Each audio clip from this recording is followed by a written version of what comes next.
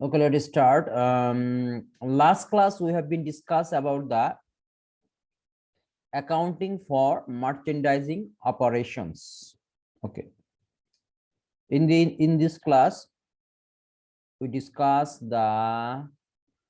discussed the difference between the service enterprise and the merchandising company. They explain the entries of the purchase under a perpetual inventory system. Okay. Then explain the entries for sale revenue under a perpetual inventory system. Explain the steps in the accounting cycle for merchandising company, and then distinguish between the multiple step and a single step income statement. Explain the computation and importance of gross profit and determine the cost of goods sold under a periodic system. Okay, আমরা এইগুলাই আমরা last ক্লাসে discuss করেছিলাম। এখন আপনাদের কাছে question হলো, আপনাদের কোনো আছে কিনা, কোয়ারিজ বা কোনো কোয়েশ্চেন আছে কিনা রিগার্ডিং লাস্ট ক্লাস? যদি থাকে তাহলে এটা আমরা ডিসকাস করতে পারি, আর যদি কোনো কোয়েশ্চেন না থাকে দেন আমরা প্রসিড করতে পারি।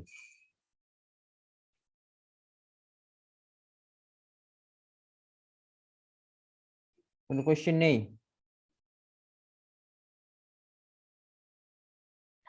না স্যার, কোনো কোয়েশ্চেন নেই, মানে আপনারা সবকিছুই বুঝতে পেরেছেন লাস্ট ক্লাসে। তাহলে আমি ধরে নিতে পারি যে লাস্ট ক্লাস আমরা বুঝতে পেরেছি। তাহলে আমি একটা কোয়েশ্চেন করি, তাহলে পারপেচুয়াল এন্ড পিরিয়ডিক ইনভেন্টরি মধ্যে মেইনলি কি ডিফারেন্স আছে? What is the basic difference between perpetual inventory system and periodic inventory system? কে বলতে পারবেন?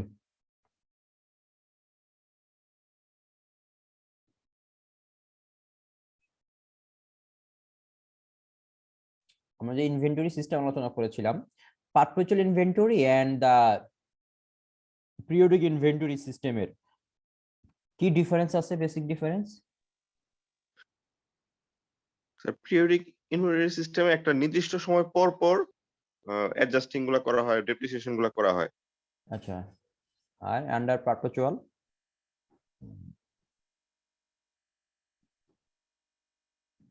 আর পারপেচুয়ালে? পারপেচুয়াল স্যার ভুলে গেছি। আচ্ছা, পারপেচুয়াল হলো আপনার দেখেন, details records of the cost of the each items আর maintain and the cost of each item sold is determined from the record when the sale occur. Okay, যখনই আপনার ট্রানজাকশন হয়ে গেছে, আপনি সেল বিক্রি করে ফেলছেন, মানে একটা সেল হয়ে গেছে, তখনই আপনাকে কি ইনভেন্টরির ভ্যালুয়েশন আপনার সাথে সাথে করে ফেলতে হবে। দ্যাট মিন্স আমার এন্ডিং ভ্যালুয়েশন কত আছে সেটার ফিজিক, এটা আমরা কি করতে পারবো আন্ডার পারপেচুয়াল ইনভেন্টরিতে আমরা কি করব, ওইটা সঙ্গে সঙ্গে ডিটারমাইন করি। বাট পিরিয়ডিক সিস্টেমে আমরা যেটা করি, একটা নির্দিষ্ট টাইম পরে, এটা হইতে পারে মান্থলি, আপনি যদি এক মাস পরে ফাইন্যান্সিয়াল স্টেটমেন্টটা তৈরি করতে চান, তারপরে এক মাস পরে করলে আপনার ইনভেন্টরিটা সিস্টেমে আপনারা ইনভেন্টরিটা রেকর্ড করতে পারেন, অথবা আপনি যদি কোয়ার্টারলি করেন, কোয়ার্টারলি অথবা হাফ ইয়ারলি, ইয়ারলি যা হোক না, মানে আপনি যখন দরকার আপনি তখন আপনার ইনভেন্টরিটা কাউন্ট করে আপনার আন্ডার পিরিয়ডিক সিস্টেমে আপনি ইনভেন্টরিটা রেকর্ড করতে পারেন। বুঝতে পারছেন? This is the main difference between perpetual and periodic inventory system.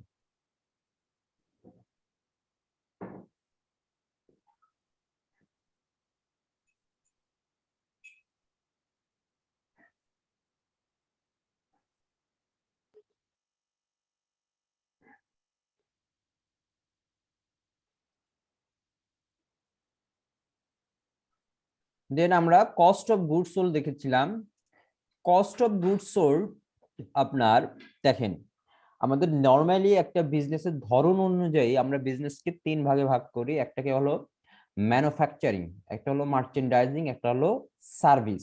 তো সার্ভিসের ক্ষেত্রে তো আর কস্ট অফ গুডস সোল্ড থাকে না, থাকে না স্যার, আমাদের থাকে হলো মার্চেন্ডাইজিং এন্ড ম্যানুফ্যাকচারিং। এখন দেখেন মেইন ডিফারেন্সটা কোথায় cost of goods sold merchandising and manufacturing এর। ম্যানুফ্যাকচারিং কোম্পানিতে আমরা cost of goods sold determine করি কখন? আমাদের কি করতে হয়, প্রোডাক্টটা উৎপন্ন করতে হয়, দ্যাট মিন্স আমাদের র ম্যাটেরিয়াল থেকে শুরু করে। সো আমাদের দেখেন ম্যানুফ্যাকচারিং কোম্পানিতে ইনভেন্টরি হলো তিন ধরনের হয়। এরকম raw material inventory, work in process, আর হলো আপনার ফিনিশড ইনভেন্টরি, তাই না? জি sir. So raw material opening and ending থাকে। সো আপনি যেটা নিয়ে আপনি শুরু করলাম সেই বিজনেসটা, অ্যাকাউন্টিং পিরিয়ডটা আপনাদের যখন শুরু করলাম, তখন আমাদের একটা বিগিনিং একটা থাকে, যেটা আমাদের গত বছরের এন্ডিংটা এই বছরে আমরা বিগিনিং এ শুরু করেছি। এর সাথে আমরা কি করি, পারচেজ করি। যদি র মেটেরিয়াল আমাদের পারচেজ করতে হয়, তাহলে কি হলো, র মেটেরিয়াল প্লাস আর যদি আমি পারচেজ করি, তাহলে এটা কি, এটা দুটো যোগ করেই আমি পাবো র মেটেরিয়াল অ্যাভেলেবল ফর ইউজ। তারপরে আমাদের কি করতে হয়, এখান থেকে বাদ দিতে হবে যে এই অংশটুকু যে র মেটেরিয়ালটা আমরা ইউজ করিনি, দ্যাট মিনস ইন্ডিং র মেটেরিয়াল, যেটা আমরা কি করব, এটা মাইনাস করে দিব। তাহলে এটা কি বলবো, র মেটেরিয়াল ইউজড ইন প্রোডাকশন। তাহলে আমাদের এখানে ডাইরেক্ট ম্যাটেরিয়াল যেটাকে বলে, সে এই পার্টটুকু প্লাস ওয়ার্কিং প্রসেসের একটা পার্ট আছে। ওয়ার্কিং প্রসেসটা কি, ওয়ার্কিং প্রসেসটা আচ্ছা, র মেটেরিয়ালটা পার্টটা শেষ হওয়ার পরে আমাদের নেক্সটে যেটা করতে হয় সেটা হলো আপনার ডাইরেক্ট লেবারের সাথে অ্যাড করতে হয়। মানে আমাদের যে খরচগুলো ডাইরেক্ট লেবারদের জন্য খরচ করতে হয়েছে, মানে যারা যেসব শ্রমিক সরাসরি উৎপাদনের সাথে জড়িত, লেবার কস্ট।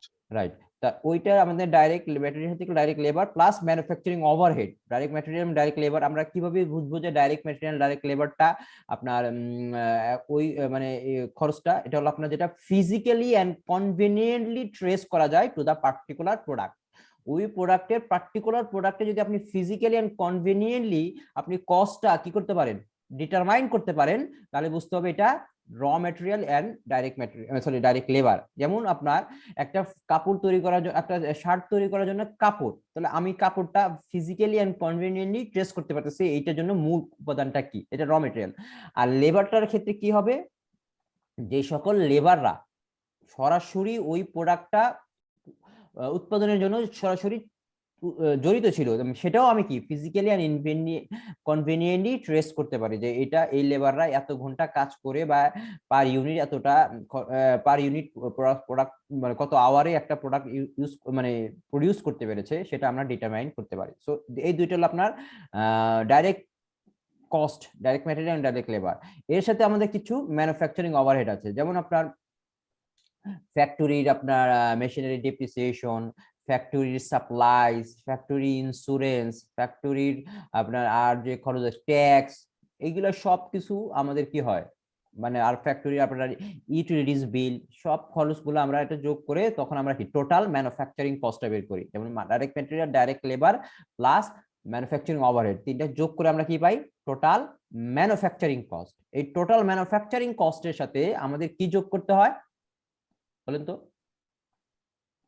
টোটাল ম্যানুফ্যাকচারিং কস্টটাই কিন্তু কস্ট অফ গুডস ম্যানুফ্যাকচার্ড না, এর সাথে আমাদের ওয়ার্কিং প্রসেসটা, এখানে আমাদের কি করতে, ওপেনিং ওয়ার্কিং প্রসেসটা যোগ করতে হয়, এন্ডিং ওয়ার্কিং প্রসেসটা বিয়োগ করতে হয়।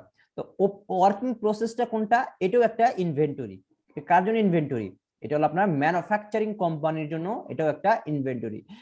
যেই র ম্যাটেরিয়ালটা আমরা প্রোডাকশনে অলরেডি, যে র ম্যাটেরিয়ালটা অলরেডি প্রোডাকশনে ইউজ করার জন্য আমরা কি করেছি, ইনভলভ করেছি, সেটা কিন্তু ওয়ার্কিং প্রসেসে চলে গেছে। তার মানে কি, আপনার হয়তোবা এটা ফিনিশ গুড প্রস্তুতের জন্য ওই র ম্যাটেরিয়ালটা ইউজ হচ্ছে, তাহলে কি এখনো ফিনিশ গুড হয় নাই, এটা হইতে পারে মনে করেন 50% হয়েছে, 50% হয় নাই, অথবা 40-60 হোয়াটএভার ইট, যে পোরশনটাই হোক না কেন, মানে এটা এখনো ফিনিশ গুড পর্যন্ত হয় নাই, সেটাকে আমরা কি বলি, ওয়ার্কিং প্রসেস।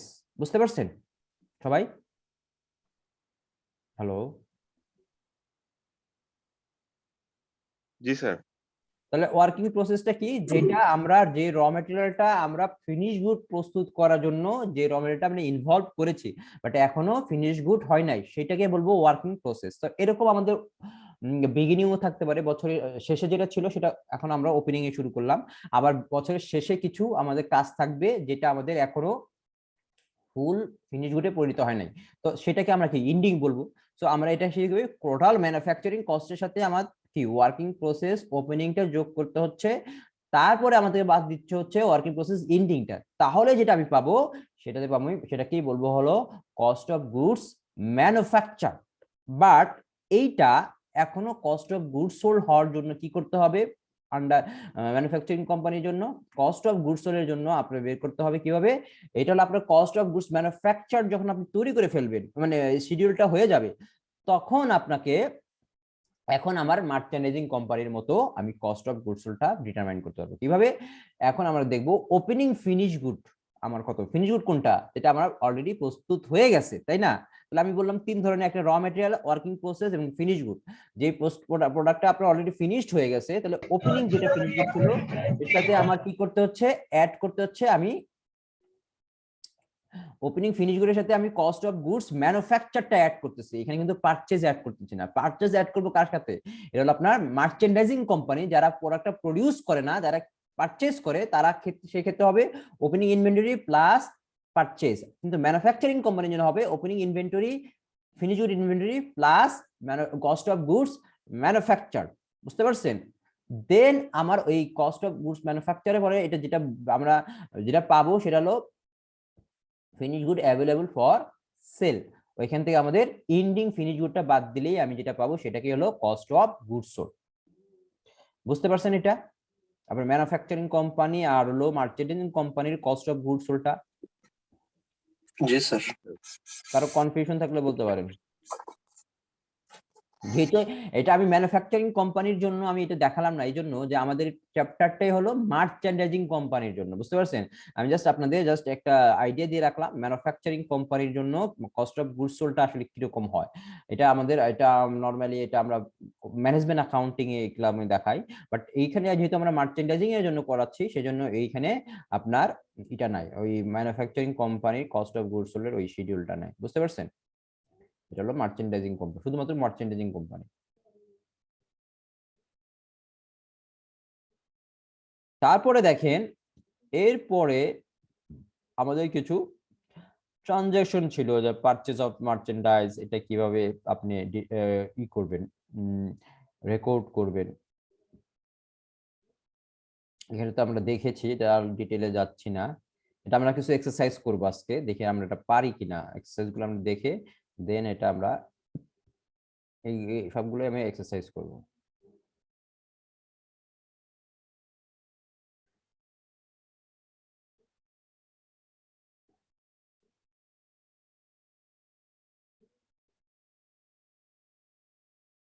ওকে, আর এরপরে আমরা যেটা দেখেছিলাম সেটা হলো মাল্টিপল স্টেপ ইনকাম স্টেটমেন্ট, সেটার একটা ফরম্যাট আছে, তাই না? এই যে multiple step income statement. So এটা কি ভেরি ইজি, এটা খুব কঠিন না, এটা আপনারা দেখলেই পারবেন।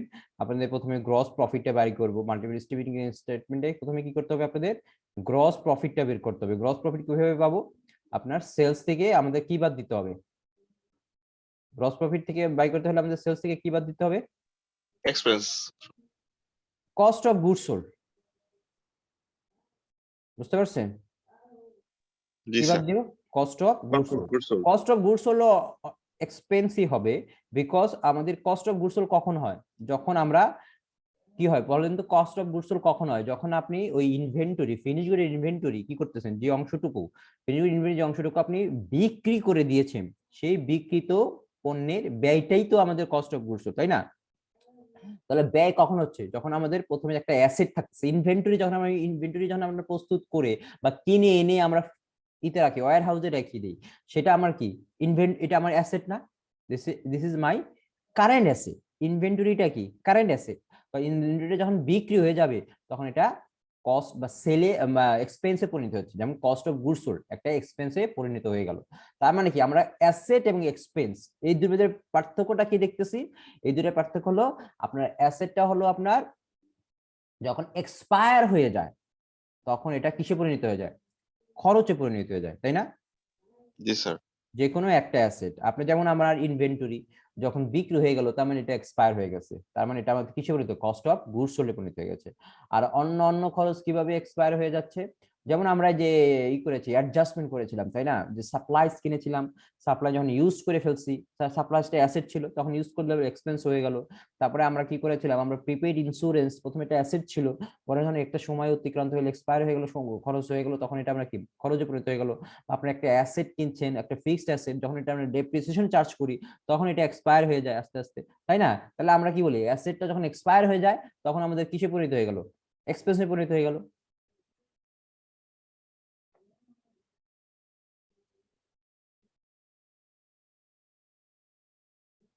কস্ট অফ গুডস সোল্ড আমরা কিভাবে ডিটারমাইন করতে পারি দেখেন, determine cost of goods sold under periodic সিস্টেমে। এটা আমাদের কি করতে হবে, কস্ট অফ গুডস সোল্ড কিভাবে করব, প্রথমে ইনভেন্টরি, ওপেনিং ইনভেন্টরির সাথে আমাদের পারচেজটা কি করতে হবে, অ্যাড করতে হবে, নেট পারচেজ, পারচেজের সাথে রিটার্ন বাদ দিয়ে ট্রেড ইন যোগ করতে হবে, যেটা সেটা যোগ করে আমরা যাচ্ছি কস্ট অফ গুডস পারচেজ হলো এত, তাহলে আমরা ওপেনিং ইনভেন্টরির সাথে কস্ট অফ গুডস পারচেজ, এটা কিন্তু নেট পারচেজ, যোগ করে এর সাথে পাচ্ছি cost of goods available for sale, এখান থেকে বাদ দিচ্ছি আমরা ক্লোজিং ইনভেন্টরি, তাহলে যেটা পাবো সেটা হলো cost of goods sold. Periodic সিস্টেমে তো আমরা এটা দেখেছি। তারপরে লাস্টে আমরা কি দেখেছিলাম, তারপরে আমরা দেখলাম হলো কিভাবে আপনার ক্লাসিফাইড ব্যালেন্স শিট করা যায়। সো ক্লাসিফাইড ব্যালেন্স শিট জন্য কিছু ফরম্যাট আছে, সেই ফরম্যাটটা ইউজ করলেই আমরা ক্লাসিফাই করব। তুমি ওয়ার্কশিট কিভাবে করা যায় আমরা একটা ওয়ার্কশিটও দেখবো, এটা আমরা ওয়ার্কশিটটা আমি দেখবো এতে। সো এই পর্যন্ত আমরা লাস্ট ক্লাসে আলোচনা করেছিলাম, কার কোনো প্রবলেম নেই। সো এখন আমরা যেটা করব,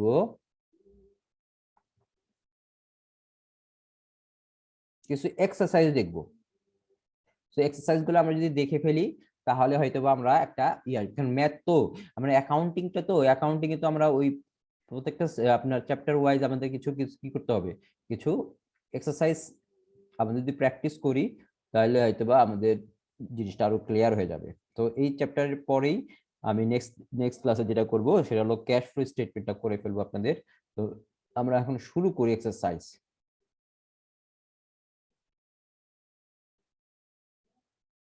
সবাই কি স্ক্রিন দেখতে পাচ্ছেন? জি স্যার। জি স্যার।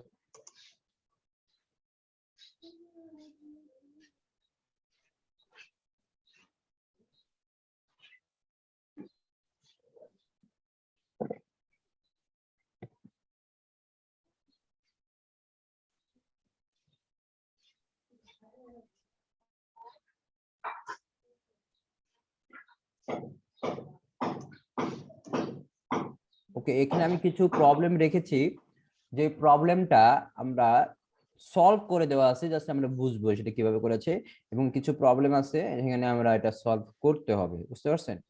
তো আমরা প্রথমটা দেখি নাকি? জি স্যার।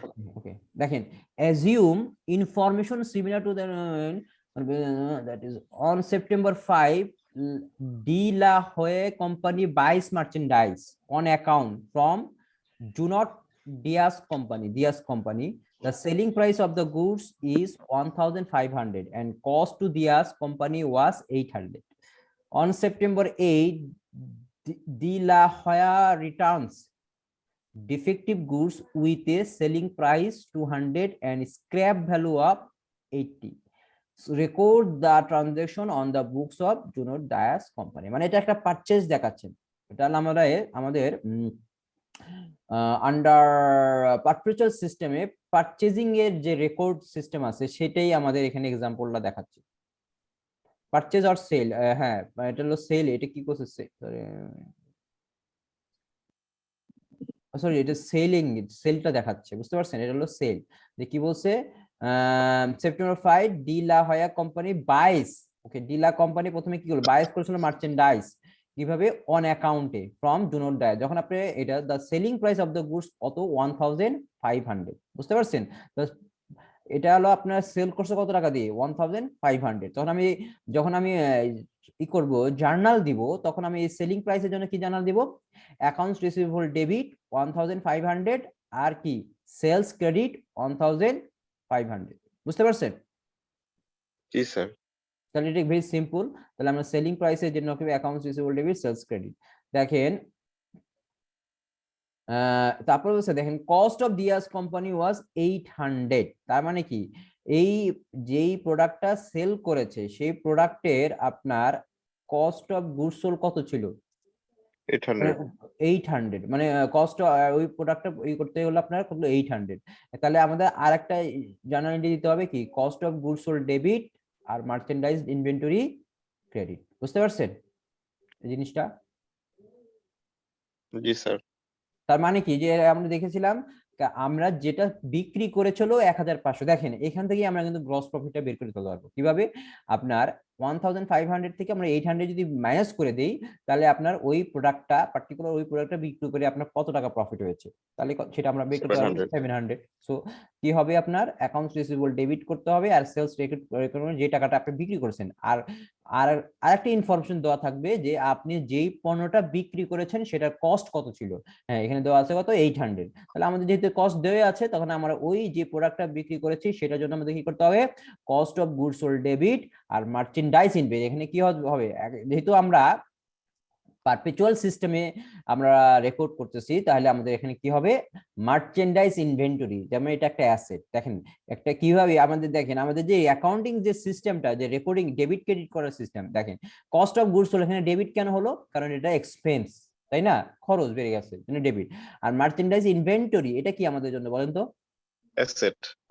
অ্যাসেটটা কমে গেল, এই জন্য এটা ক্রেডিট হয়ে ক্রেডিট গেছে। হয়ে গেছে। তারপরে দেখেন আরেকটা ইনফরমেশন দেওয়া আছে, দেখেন Delaware returns defective goods with a selling price 200। তো আপনার এখন ওই প্রোডাক্টটা আপনার ডিফেক্টিভ ছিল, এজন্য কি হয়েছে, এটা রিটার্ন দেওয়া হয়েছে, বুঝতে পারছেন? তাহলে রিটার্ন কত টাকা দেওয়া হয়েছে, 200। তাহলে এখন আপনি কি একটা জার্নাল তাহলে দিতে হবে, সেলস রিটার্ন অ্যালাউন্স ডেবিট। কারণ সেলস রিটার্ন অ্যালাউন্স ডেবিট হলো কেন, এটা একটা কন্ট্রা এন্ট্রি। কন্ট্রা এন্ট্রি মানে হলো সেলস কি হয়, ক্রেডিট হয়। আর সেলস রিটার্নটা যখন আমরা ক্রেডিট খেয়েছিল, কারণ আমার আয়টা বেড়ে গেছিল, আর যখন রিটার্নটা আপনার সেলসটা রিটার্ন আসলো, প্রোডাক্টটার রিটার্ন আসলো, তখন কি হবে, আপনার আয়টা কি কমে গেল না, আয় কমে গেলে এটা ডেবিট হয়, তাই না? আয় বাড়লে ক্রেডিট, কমলে কি হয়, ডেবিট। হ্যাঁ, সেক্ষেত্রে আপনার অ্যাকাউন্টস রিসিভেবল ক্রেডিট হবে, যেহেতু আপনার ওই টাকাটা, দেখেন অ্যাকাউন্ট রিসিভেবল আগে আমরা কি করেছিলাম, ডেবিট করেছিলাম, কারণ আমরা অ্যাসেটটা বাড়লো। আর যেহেতু এখানে আয়টা কমলো, এট দ্য সেম টাইম আপনার অ্যাসেটও কমে গেল, বুঝতে পারছেন?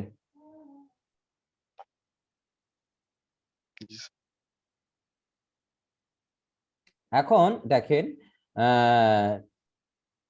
ওইটার আপনার স্ক্র্যাপ ভ্যালু, তার মানে কি, আপনার যেইটা আপনার মার্চেন্ট, যেইটা আপনার ফেরত আসছে, সেটা স্ক্র্যাপ ভ্যালু কত ছিল, 80। স্ক্র্যাপ ভ্যালু মানে জানেন, স্ক্র্যাপ ভ্যালু মানে কি, মানে স্যার ভাঙার হিসেবে বিক্রি করা যাবে এরকম।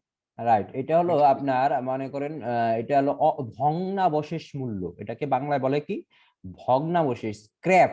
মনে করেন আপনার একটা জিনিস ইউজ করে, একটা অ্যাসেট ইউজ করে ফেলছেন, বাট এটা এখন কি, এটা আপনার ইউজেবল টাইম শেষ হয়ে গেছে, এটা আর ওই আপনার আপনি এটাকে কি করতে হবে, এটাকে বিক্রি করে দিতে হবে, কম দামে বিক্রি করে দিতে পারেন, অথবা এটা ফেলে দিতে হবে।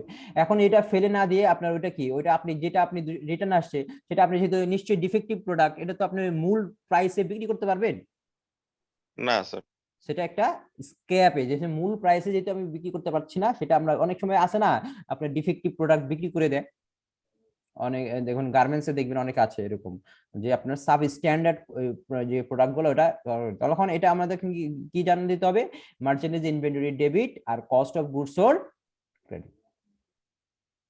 বুঝতে পারছেন সবাই? জি sir. Sir cost of goods sold হলো, হ্যাঁ, কস্ট অফ গুডস সোল্ড হলো যে ওই যে আপনার দেখেন কস্ট অফ গুডস সোল্ড এখানে কি ছিল, তখন খরচটা বাড়ছিল, এখন এটা খরচটা হয়ে গেল, মানে আপনি তো 80 টাকা পেলেন না, এখন খরচটা কি হয়ে গেল, কমে গেল, বুঝতে পারছেন? কস্ট অফ গুডস সোল্ডটা কি, একটা খরচ না, জি স্যার। এখন এটা খরচটা কমে গেল, তখন খরচটা কি, আমি সেল করলাম না স্যার এটা, মানে 80 টাকায়। না না, সেল করলে তো আপনার ক্যাশ বা আপনার অ্যাকাউন্টস রিসিভেবল আসতো, বুঝতে পারছেন? মার্চেন্ডাইজ ইনভেন্টরির সাথে এটা অ্যাড হয়ে গেছে, আর খরচটা এটা কমে গেছে, বুঝতে পারছেন? জি স্যার। মার্চেন্ডাইজ ইনভেন্টরির সাথে এটা কি হয়ে গেল, অ্যাড হইলো, কিন্তু মূল্য তো আপনার 80, বুঝতে পারছেন? মূল্য কিন্তু অনেক কম, মানে যেটা আপনি স্ক্র্যাপ ভ্যালু যেটা, সেটাই মোট কথা, এটা মার্চেন্ডাইজ ইনভেন্টরির সাথে অ্যাড হয়ে আপনার খরচটা তখন 80 টাকা কমে গেল, বুঝতে পারছেন? জি স্যার। যেটার মূল্য কত ছিল, 200, এখন এটার আপনি কি, এটা এখানে 200 কে রিডিউস করে আপনি এখানে 80 টাকা আপনি ইনভেন্টরির সাথে অ্যাড করলেন, আর খরচটা তখন আপনার ছিল, কমে গিয়ে 800 কমে গেল, বুঝতে পারছেন? জি স্যার। ওকে, কার কোন কনফিউশন আছে রিগার্ডিং দিস প্রবলেম? মানে এইটা না একটা ছোট ছোট প্রবলেম দেখানো হচ্ছে যাতে করে আপনারা স্টেপ বাই স্টেপ আমরা করতে পারি, পরে আমরা পরবর্তীতে একটা ফুল ম্যাথ যত আপনাদের কিছু অ্যাসাইনমেন্ট দেওয়া হবে এই চ্যাপ্টার রিলেটেড। আমি আপনাদের তো ক্লাস টেস্ট করে নিছি, একটা না দুইটা? একটা স্যার। একটা ক্লাস টেস্ট নিয়েছি। তো আমি আপনাদের কিছু প্রবলেম দিব, যদিও এটা ক্লাস টেস্ট হিসাবে আমি গণ্য করব, বাট এটা আপনারা করবেন হলো এই করবেন, কিছু টাইম দিব আপনার এক সপ্তাহ বা ওটা আপনারা করে আমাকে সাবমিট করে দিবেন। ওটাকে আমরা হয়তো বা সেকেন্ড ক্লাস টেস্ট হিসেবে ট্রিট করব, বুঝতে পারছেন? মানে আমরা এটা লাইভ না নিয়ে আপনাদের অ্যাসাইনমেন্ট আকারে দিব, ওইটা আপনারা বাসায় প্রবলেমটা সলভ করে দেন আমাকে সাবমিট করবেন। That's it. G sir. কি ব্যাপার, এটা আসলে কি হবে? Multiple step income statement.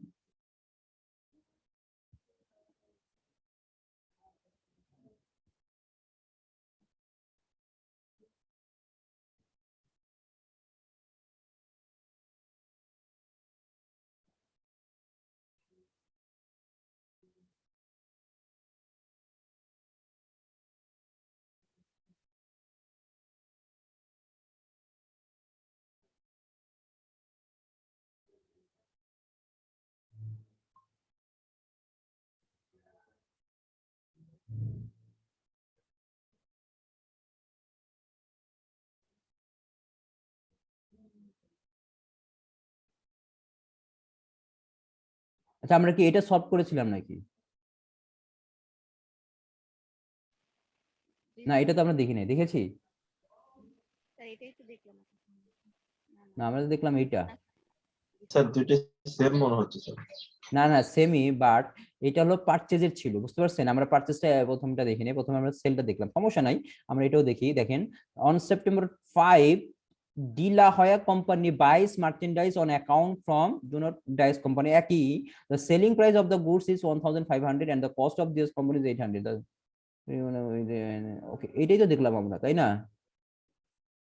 হ্যাঁ sir. Merchandise inventory debit, accounts payable credit. তো আমরা এটাই যখন দেখলাম। হ্যাঁ, মার্চেন্ডাইজ ইনভেন্টরি 1500 টাকা, অ্যাকাউন্টস পেয়েবল ক্রেডিট, যেটা আমরা আর না, এটা তো পারচেজের, বুঝতে পারছেন? এটা তখন পারচেজে অন অ্যাকাউন্টে পারচেজ করেছে আমরা, এটা মানে লিংক ছিল এটার সাথে, বুঝতে পারছেন? স্যার একই প্রবলেম, মানে দুই কোম্পানির জন্য তখন ছিল হলো গিয়ে ডিয়াস বুঝতে পারছি, কোম্পানির হ্যাঁ জন্য। হ্যাঁ। এখন দেখেন, এখন যখন আমরা পারচেজ, ওকে সাউন্ড করে গেল।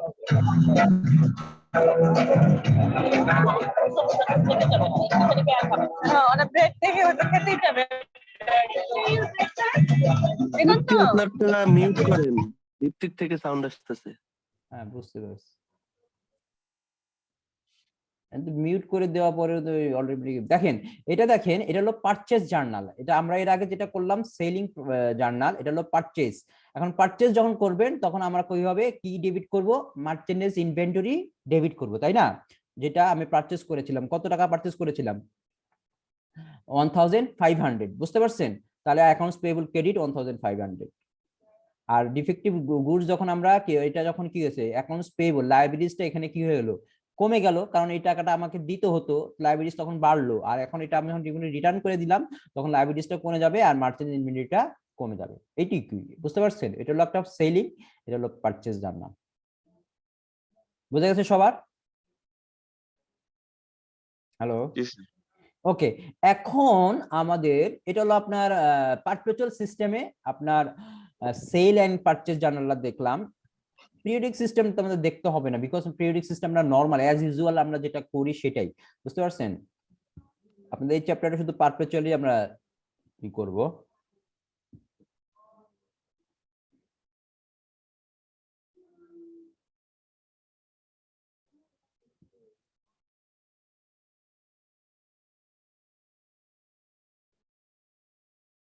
ওকে, এখন আমরা যেটা দেখার চেষ্টা করব সেটা হলো একটা মাল্টিপল স্টেপ ইনকাম স্টেটমেন্ট, বুঝতে পারছেন?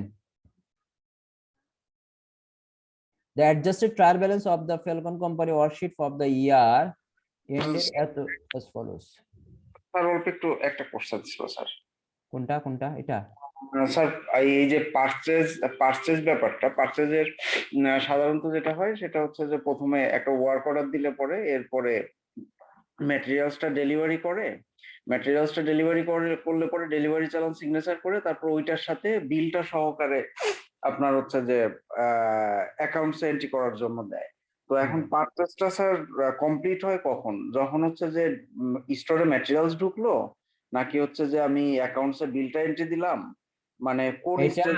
এটা হলো আপনার মার্চেন্ট ইনভেন্টরিতে আসলো, এটা তো আপনার ওই ফ্যাক্টরিতে আবার কাউন্ট করা হয়, বুঝতে পারছেন? ওইখানে আবার ফ্যাক্টরিতে যারা আছে তারা তারা তো আপনার কি মাল কত টাকা মাল আসছে সেই চালানটা বা সেই ইনভয়েসটা আপনার তো অ্যাকাউন্টসে পাঠাবে। তখন ওই ইনভয়েসের কতটুকু আসছে সেটাই এখন হিসাবে আমরা এখানে আমাদের অ্যাকাউন্টেন্টদের যারা আছে তারা ওই মার্চেন্ট ইনভেন্টরি ডেবিট আর অ্যাকাউন্টস পেবল তখন ক্রেডিট করে ফেলবে, বুঝতে পারছেন? আর রেকর্ডিং যেটা বলতেছেন এটা তো আপনার আন্ডার লিফো ফিফো ওই সিস্টেমে ওরা কি করে, ওই স্টোর কিপার যে আছে সেটা রেকর্ড করে ওটা পাঠিয়ে দেয়, বুঝতে পারছেন? যখন এটা মনে করেন আমাদের কাছে ইনভয়েসটা আসলো তখনই তো আমি এটা রেকর্ড করবো, তাই না, টাকার অ্যামাউন্টটা? বুঝতে পেরেছি স্যার। মধ্যবর্তী কোনো এন্ট্রি আছে নাকি, যে আপনার মধ্যবর্তী এন্ট্রি বলতে হচ্ছে যে আপনার যদি স্টোরে এন্ট্রি হওয়ার পরে মানে বিলটা আসতে 10-15 দিন লেগে যায় বা 5-7 দিন লেগে যায়, তাহলে পরে ওই মধ্যবর্তী সময়ের জন্য আমি হচ্ছে যে ওই ডাটাবেসটা কিভাবে কাউন্ট করতে পারি? ওইটার জন্য কি কোনো এন্ট্রি আছে অ্যাকাউন্টিং এর এমনিতে? আমি বুঝলাম না, মধ্যবর্তী বোঝাতে কি চাচ্ছেন আপনি? মানে তখন মানে ধরেন স্যার আমি হচ্ছে যে পেয়ে গেলাম, মানে আমার যা পারচেস আমি যে ওয়ার্ক অর্ডারটা দিয়েছি ওইটার এগেনস্টে যে ম্যাটেরিয়ালস পাওয়ার কথা ছিল আমি ওইটা হচ্ছে পেয়ে গেলাম, আমার স্টোরে এন্ট্রি হয়ে গেল। হ্যাঁ হ্যাঁ এরপরে হচ্ছে যে স্টোরে এন্ট্রি হওয়ার পরে ওই প্রতিষ্ঠান আমাকে বিল করতে করতে আরো 4-5 দিন সময় লাগিয়ে দিল। হ্যাঁ হ্যাঁ তো এই এই যে যে 4-5 দিন, এই 4-5 দিন তো আমার হচ্ছে যে আপনার স্টক রিপোর্ট আর হচ্ছে যে অ্যাকাউন্টস এর সাথে মানে পারচেজ রিপোর্ট আর স্টক রিপোর্ট দুইটা তো মিলবে না। রাইট। তা আপনার মধ্যে যাচ্ছে একটা গ্যাপ থেকে যাচ্ছে, যেহেতু ওরা বিল করতে করতে 10-15 দিন লেগেছেন, তখন মাঝখানে আমি এই জিনিসটা কি করব, এটা কি আমরা কি এটাকে রেকর্ড করে রাখবো নাকি রেকর্ড করবো না, এই তো? হ্যাঁ হ্যাঁ হ্যাঁ, বুঝতে পারছি। এটা হলো আপনার স্টোরে যখন এটা আসবে, যখন স্টোরে তো যখন ওরা তো একটা ওদের রেকর্ডিং তো থাকবে, তাই না? স্টোরে আপনার আন্ডার রেকর্ডিং প্রসেস আছে, এটা আমরা হয়তো আপনার যেমন ফিফো অথবা লিফো ওই অনুযায়ী তারা জিনিসটা রেকর্ড করে রাখে, বুঝতে পারছেন? ফিজিক্যাল করা হয়। তারপরে হয়তো ওইখান থেকে কিছু অর্ডার একটা চলে যায় আপাতত, তখন ওরা এটাকে টেম্পোরারি সেটা হয়তো বা কোনো রেকর্ড করে রাখে, বাট যখন ওরা বিল পায় তখন সেটা হচ্ছে তখন ওইটাকে অ্যাকাউন্টস পেয়েবল, মানে ওটাকে টেম্পোরারি হয়তো আপনার একটা মনে করেন ভাউচারটা রেখে দিল, বা ওইটা আপনার টেম্পোরারি আপনার একটা কোথাও রেকর্ড করে রাখলো, আফটার দ্যাট এটা ফাইনালাইজ করা হয়, বুঝতে পারছেন, যখন বিলটা পাওয়া গেল। আচ্ছা। আর স্যার সেলস এর ক্ষেত্রেও কি একদম সেম প্রসিডিউর? মানে আমার কোশ্চেনটা হচ্ছে যে সেলসে আমি যখন করি তখন কি ইনভয়েস ছাড়া কি কোনো ম্যাটেরিয়ালস স্টক থেকে বেরোনোর সুযোগ আছে কিনা, বা এটা হচ্ছে যে স্ট্যান্ডার্ড কোনটা, যে আমাকে ইনভয়েস করেই স্টক থেকে ম্যাটেরিয়ালস বের করতে হবে, নাকি আমি আগে ডেলিভারি দিয়ে পরে ওই ডেলিভারি রিপোর্ট দিয়ে পরে ইনভয়েস ইস্যু করতে পারবো? আচ্ছা, এটা কি আসলে এটা আপনি কি অ্যাকাউন্টসে জব করেন নাকি? জি স্যার। হ্যাঁ, তাহলে এক একটা অর্গানাইজেশন এখানে প্র্যাকটিস, আমরা তো ওই অর্গানাইজেশন যাদের এক্সপিরিয়েন্স আছে তারা এটা ভালো মতো বলতে পারবে, কারণ তাদের কি কাস্টমটা কি। কিন্তু আমরা যেটা পড়তেছি এটা হলো আপনার এইটা থিওরিটিক্যাল, দ্যাট মিনস থিওরিটিক্যাল মানে হলো আমি এই জিনিসটা কিভাবে রেকর্ডিং করব, রেকর্ডিং প্রসেসটা, বুঝতে পারছেন? এখন আপনি আপনারটা আপনার শেয়ার করতে পারেন যে আসলে আপনারা এটা কি করতে পারেন, বুঝতে পারছেন? এতে কোনো সমস্যা নেই, বুঝতে পারছেন? বুঝতে পেরেছি স্যার। না আমরা হচ্ছে যে এখনো পর্যন্ত মানে অপারেশনে যায়নি তো, তাই জন্য আর কি ওটা ইস্যুস। আর আচ্ছা মেইনলি হচ্ছে যে মানে আমি হচ্ছে যে স্ট্যান্ডার্ড খুঁজতেছিলাম, কিন্তু হচ্ছে যে আমি স্যার ওই বইপত্র ঘেটে আলটিমেটলি ওই স্ট্যান্ডার্ডটা পাচ্ছি না, তাই জন্য আচ্ছা, আপনার এই। বুঝতে পারছি বুঝতে পারছি। আসলে কি এখন আমরা যেটা এটা পড়তেছি এটা কোনো ম্যানুয়াল সিস্টেম, এখন এই ম্যানুয়াল সিস্টেমই নাই এখন আপনার এই যে। হ্যাঁ, আপনাদের ম্যানুয়াল সিস্টেম কেন জানতে হবে, কারণ আপনি যদি সফটওয়্যারে যখন আপনি ইনপুট দিবেন আপনার একটা রিপোর্ট বের হবে, তাই না? ওই রিপোর্টটা হ্যাঁ বোঝার জন্যও তো আপনার ম্যানুয়াল সিস্টেমটা আপনাকে জানতে হবে, জি স্যার। কারণ আপনার এই যে ইনভেন্টরি বলতেছেন সবকিছুই কিন্তু আপনার এই যে এখন এখন কি আছে, ইন্টিগ্রেটেড কি আছে, সফটওয়্যার আছে না? হুম। ইন্টিগ্রেটেড সফটওয়্যার আছে আপনার, ওই আপনার যখনই মাল আসলো তখনই ওরা এন্ট্রি দিল, বা আপনি যখন আপনার এই যে যখন আপনি অ্যাকাউন্টসে যখন আপনার ট্রানজাকশন যখনই হয়ে গেল তখনই এন্ট্রি দেওয়ার পরে তো অটোমেটিকলি আপনার কি রিপোর্ট বেরিয়ে যাবে। আমাদের ওই রিপোর্টগুলা জাস্ট দেখে আমরা ওইটার পরে ডিসিশন নেই, বাট আমাদের এই ম্যানুয়াল সিস্টেমটা আমরা কেন জানি, অ্যাজ এ অ্যাকাউন্টেন্ট আপনাকে একটা জিনিসটা তো প্রসিডিউরটা বুঝতে হবে। আমি যদি প্রসিডিউর যদি না বুঝি, আলটিমেটলি ওই আপনি সফটওয়্যারটা, হ্যাঁ সফটওয়্যারটা যদি আপনি ট্রেনিং নেন আপনি করতে পারবেন, কোনো সমস্যা নাই। এখন এমন অবস্থা হয়েছে যে অ্যাকাউন্টিং এর ব্যাকগ্রাউন্ড না পড়েও কিন্তু অনেকে এটা করে ফেলে, করতে পারে না, পারবে না এটা আপনি সফটওয়্যার যদি আপনার এনটি বা ওইটা যদি করতে পারে। কিন্তু মেইন প্রবলেমটা কোথায়, মেইন প্রবলেমটা যখন আপনি অ্যাজ এ ম্যানেজার বা অ্যাজ এ যখন ডিসিশন টেকিং করবেন, তখন কিন্তু আপনাকে পুরো প্রবলেমটা, আপনি যখন এমবিএ করতেছেন আপনি তো অবশ্যই ম্যানেজেরিয়ালের পজিশনে আপনি আছেন, তাই না? সো আপনাকে যেটা কি করতে হবে, তখন আপনাকে ডিসিশন নেওয়ার জন্য আপনার প্রসিডিউরটা আপনার জানতে হবে। আলটিমেটলি আমাদের এইরকম এই রেকর্ডিং প্রসেস ম্যানুয়ালি এটা কিন্তু এখন নাই, আছে এখন ছোট ছোট অর্গানাইজেশনে থাকতে পারে, বাট অর্গানাইজেশন ইআরপি সিস্টেম বা অনেক অ্যাকাউন্টিং সফটওয়্যার চলে আসছে, ইভেন এখন তো অনেক অ্যাপসও চলে আসছে, তাই না? আরে অনেক হ্যাঁ ইজি, অনেক ইজি হয়ে গেছে, এগুলি এত কমপ্লিকেটেড নাই, বুঝতে পারছেন? হুম আর আপনি যেটা কি বলতে চাইছিলেন, সেলস এর কথা বলতে চাইছেন, আমি এটা আসলে করতে পারিনি, মানে ধরতে পারিনি সেলস এর কথা কি জানি বললেন। স্যার, সেলসে হচ্ছে যে আমি প্রথমে হচ্ছে যে যদি স্টক থেকে ম্যাটেরিয়ালস বের করি, হ্যাঁ হ্যাঁ, তারপরে তখন আমি আমাদের ওই ওই যে ডেলিভারি করলাম। ইনভেন্টরি সিস্টেমে আমরা ওইটা করি, লিফো ফিবোতে আপনি কোনটা আসলো কোনটা চলে গেল, তখন আমরা ফিজিক্যালি এটা দেখতে পারি যে কতটুকু আছে। হ্যাঁ, তারপরে বলেন। আহ, তারপরে হচ্ছে যে আমার এরপরে আমি ডেলিভারি করলাম, ডেলিভারি চালান নিয়ে এসে তারপরে আমি বিল করলাম। হ্যাঁ হ্যাঁ, তো মাঝখানে মাঝখানে তো এই যে যে টাইমিং গ্যাপটা, এইটার জন্য এন্ট্রিটা কি আছে স্যার? মানে এইটা নাকি হচ্ছে যে আমি বিল ছাড়া কোনো ম্যাটেরিয়ালসই ডিসপাস করতে পারবো না? এখন ওখানে কাস্টমটা কি, এখন মনে করেন আপনি, এটাও তো একই সিস্টেম যে আপনি জিনিসটা কি সেল করে দিচ্ছেন, তাই না? আপনি এটা সেল করে দিচ্ছেন, আর এখানে আমরা আমাদের ইতে আপনাদের স্টোরে আমরা এটা রেকর্ড ফিজিক্যালি করে ফেলছি। আর যখন আমরা বিল পাবো তখন আমার অ্যাকাউন্টেন্টরা তো বিল, আপনার কোনো আপনার ভাউচার তো অবশ্যই থাকবে, আপনি থাকবে না, ডেবিট ভাউচার ক্রেডিট ভাউচার থাকবে, ওই অনুযায়ী আমরা ওইটা করি, আমরা রেকর্ড করব ভাউচার অনুযায়ী। কিন্তু স্যার মাঝখানে টাইমিং গ্যাপটার জন্য কোনো এন্ট্রি আছে কিনা, আমার হচ্ছে যে ওইটা একটু ইয়ে ছিল বুঝতে যে। পারছি, মাঝখানে টাইমিং এর গ্যাপের কোনো এন্ট্রি, এটা হলো ডিপেন্ড করে, হলো ভ্যারি করে অর্গানাইজেশন টু অর্গানাইজেশন, তারা কোন সিস্টেমে এই মাঝখানে এই এন্ট্রিটা আসলে, মানে মাঝখানে কোনো এন্ট্রি কি আপনার ওই স্টোর প্লাস আপনার ওই ভাউচার পাওয়ার পরে আপনার হলো যারা অ্যাকাউন্টেন্ট তারা ওইটা এন্ট্রি দেয়। মাঝখানে যদি কোনো থাকে সেটা হলো ডিপেন্ড করবে অর্গানাইজেশন কোন কোন প্রসিডিউর মেনটেন করে কিনা, বুঝতে পারছেন? হুম ডিপেন্ড করবে হলো অর্গানাইজেশনের, হয়তো তারা কাস্টমাইজ কোনো, হয়তো বা তারা মানে তাদের কোনো সিস্টেম আছে যেটা ওরা মানে কাস্টম, যেই কাস্টমে ওরা জিনিসটা করে থাকে, বুঝতে পারছেন? বাট এটা অ্যাকাউন্টিং রুলস বা অ্যাকাউন্টিং গাইডলাইন, আমরা তো এখানে স্ট্যান্ডার্ড পড়তেছি, আমাদের সিস্টেমটা বুঝতেছি, এইখানে কোনো এই পর্যন্ত আমি দেখিনি সো ফার। না, তাহলে পরে স্যার স্ট্যান্ডার্ডটা কি এরকম যে আমি বিল করার আগে কোনো ম্যাটেরিয়ালস ডিসপাস করতে পারবো না? মানে ইনভয়েস ইস্যু করার আগে কোনো ম্যাটেরিয়ালস ডিসপাস হবে না? এরকম হতে পারে, রাইট? নাকি আমি আগে ডিসপাস করে দিতে পারবো, এরপরে আমি বিল জেনারেট করতে পারবো? এটা তো বললাম, এটা তো ওই অর্গানাইজেশনের রুলসটা কি সেটা, এটা তো অ্যাকাউন্টিং এর কোনো গাইডলাইন না, এটা আচ্ছা, অ্যাকাউন্টিং ঠিক এর আছে। গাইডলাইন, মানে অ্যাকাউন্টিং এর যে রেকর্ডিং প্রসেস, এখানে আমি হুম এরকম কোনো দেখিনি। এবং অ্যাকাউন্টিং এর যে স্ট্যান্ডার্ড বা আপনার প্রিন্সিপালস, এখানে এইগুলো নিয়ে কিছু বলা নাই, এই পর্যন্ত আমি পাইনি। জি আরেকটা স্যার। আরেকটা আপনি যে টপিকসটা রেজ করেছেন, আপনি চাইলে যেটা করতে পারেন সে এইটা নিয়ে আপনি কাজ করে একটা রিসার্চ করে আপনি নিজে একটা কিছু থিওরি ডেভেলপ করতে পারেন। সেক্ষেত্রে আপনার থিওরিটা যদি এমন হয় যে সবার কাছে অ্যাকসেপ্টেবল হয়, আপনি কিন্তু লিজেন্ড হয়ে যাবেন, বুঝতে পারছেন? কারণ আপনি নতুন একটা কিছু, মানে এখানে রিসার্চ তো মানেই একটা নতুন কিছু ইনফরমেশন করা যেটা আপনার সহায়ক হবে, যে কোনো আপনার অর্গানাইজেশন জন্য সহায়তা হওয়া, সেটা কিন্তু এটাই তো আমাদের রিসার্চের মূল উদ্দেশ্য, তাই না? আমাদের রিসার্চের মেইনলি আমরা দেখি গ্যাপ কোথায় আছে, যদি গ্যাপ থাকে সেখানে যদি আপনি এই কাজটা করতে পারেন আর ইফেক্টিভ হয়, তাহলে আপনি কি হয়ে যাবেন, আপনি ওইটার জন্য আপনার জন্য আপনি যদি মারাও যান, আপনার এই থিওরিটা বা এটা সারা জীবন চলতে থাকবে। সো দিস ইজ এটাকে কি কি বলবো, আমরা ভ্যালু অ্যাড বলি, এটাকেই বলি আমরা একটা কন্ট্রিবিউশন বলি, বুঝতে পারছেন? হুম হুম হুম এখানে ঠিক ইনভেন্টরি আছে স্যার, আমি ডেবিট এটা নিয়ে আপনাকে অ্যাকাউন্ট কাজ পেয়েবল করবো না। ইয়ে করা যাবে না স্যার? হ্যাঁ, স্যার এখানে মানে ইনভেন্টরি অ্যাসেট অ্যাকাউন্ট পেয়েবল এর এগেইনস্টে স্যার এন্ট্রি করা যাবে না? না ভাইয়া, ওখানে বিল না হলে পরে হবে না। বিল এখন অর্ডার যখন দিছেন কোনো বিল ঠিক হয় নাই, মানে কোনো প্রাইস টাইস ঠিক হবে না? না, অর্ডারের এগেইনস্টে তো হচ্ছে যে অ্যাকাউন্টিং এ কোনো এন্ট্রি হয় না। ওটা ই থাকে। ওকে ওকে, আমরা কি এখন একটু ই করতে পারি? ঠিক আছে, ঠিক আছে স্যার। ওকে ওকে, এখন আমরা যেটা ফাইন্যান্সিয়াল স্টেটমেন্টের যেটাই করতেছিলাম, যে মাল্টিপল স্টেপ ইনকাম স্টেটমেন্ট আমরা কিভাবে করব, সেটা আমি কালকে লাস্ট ক্লাসে ফরম্যাটটা দেখিয়েছি।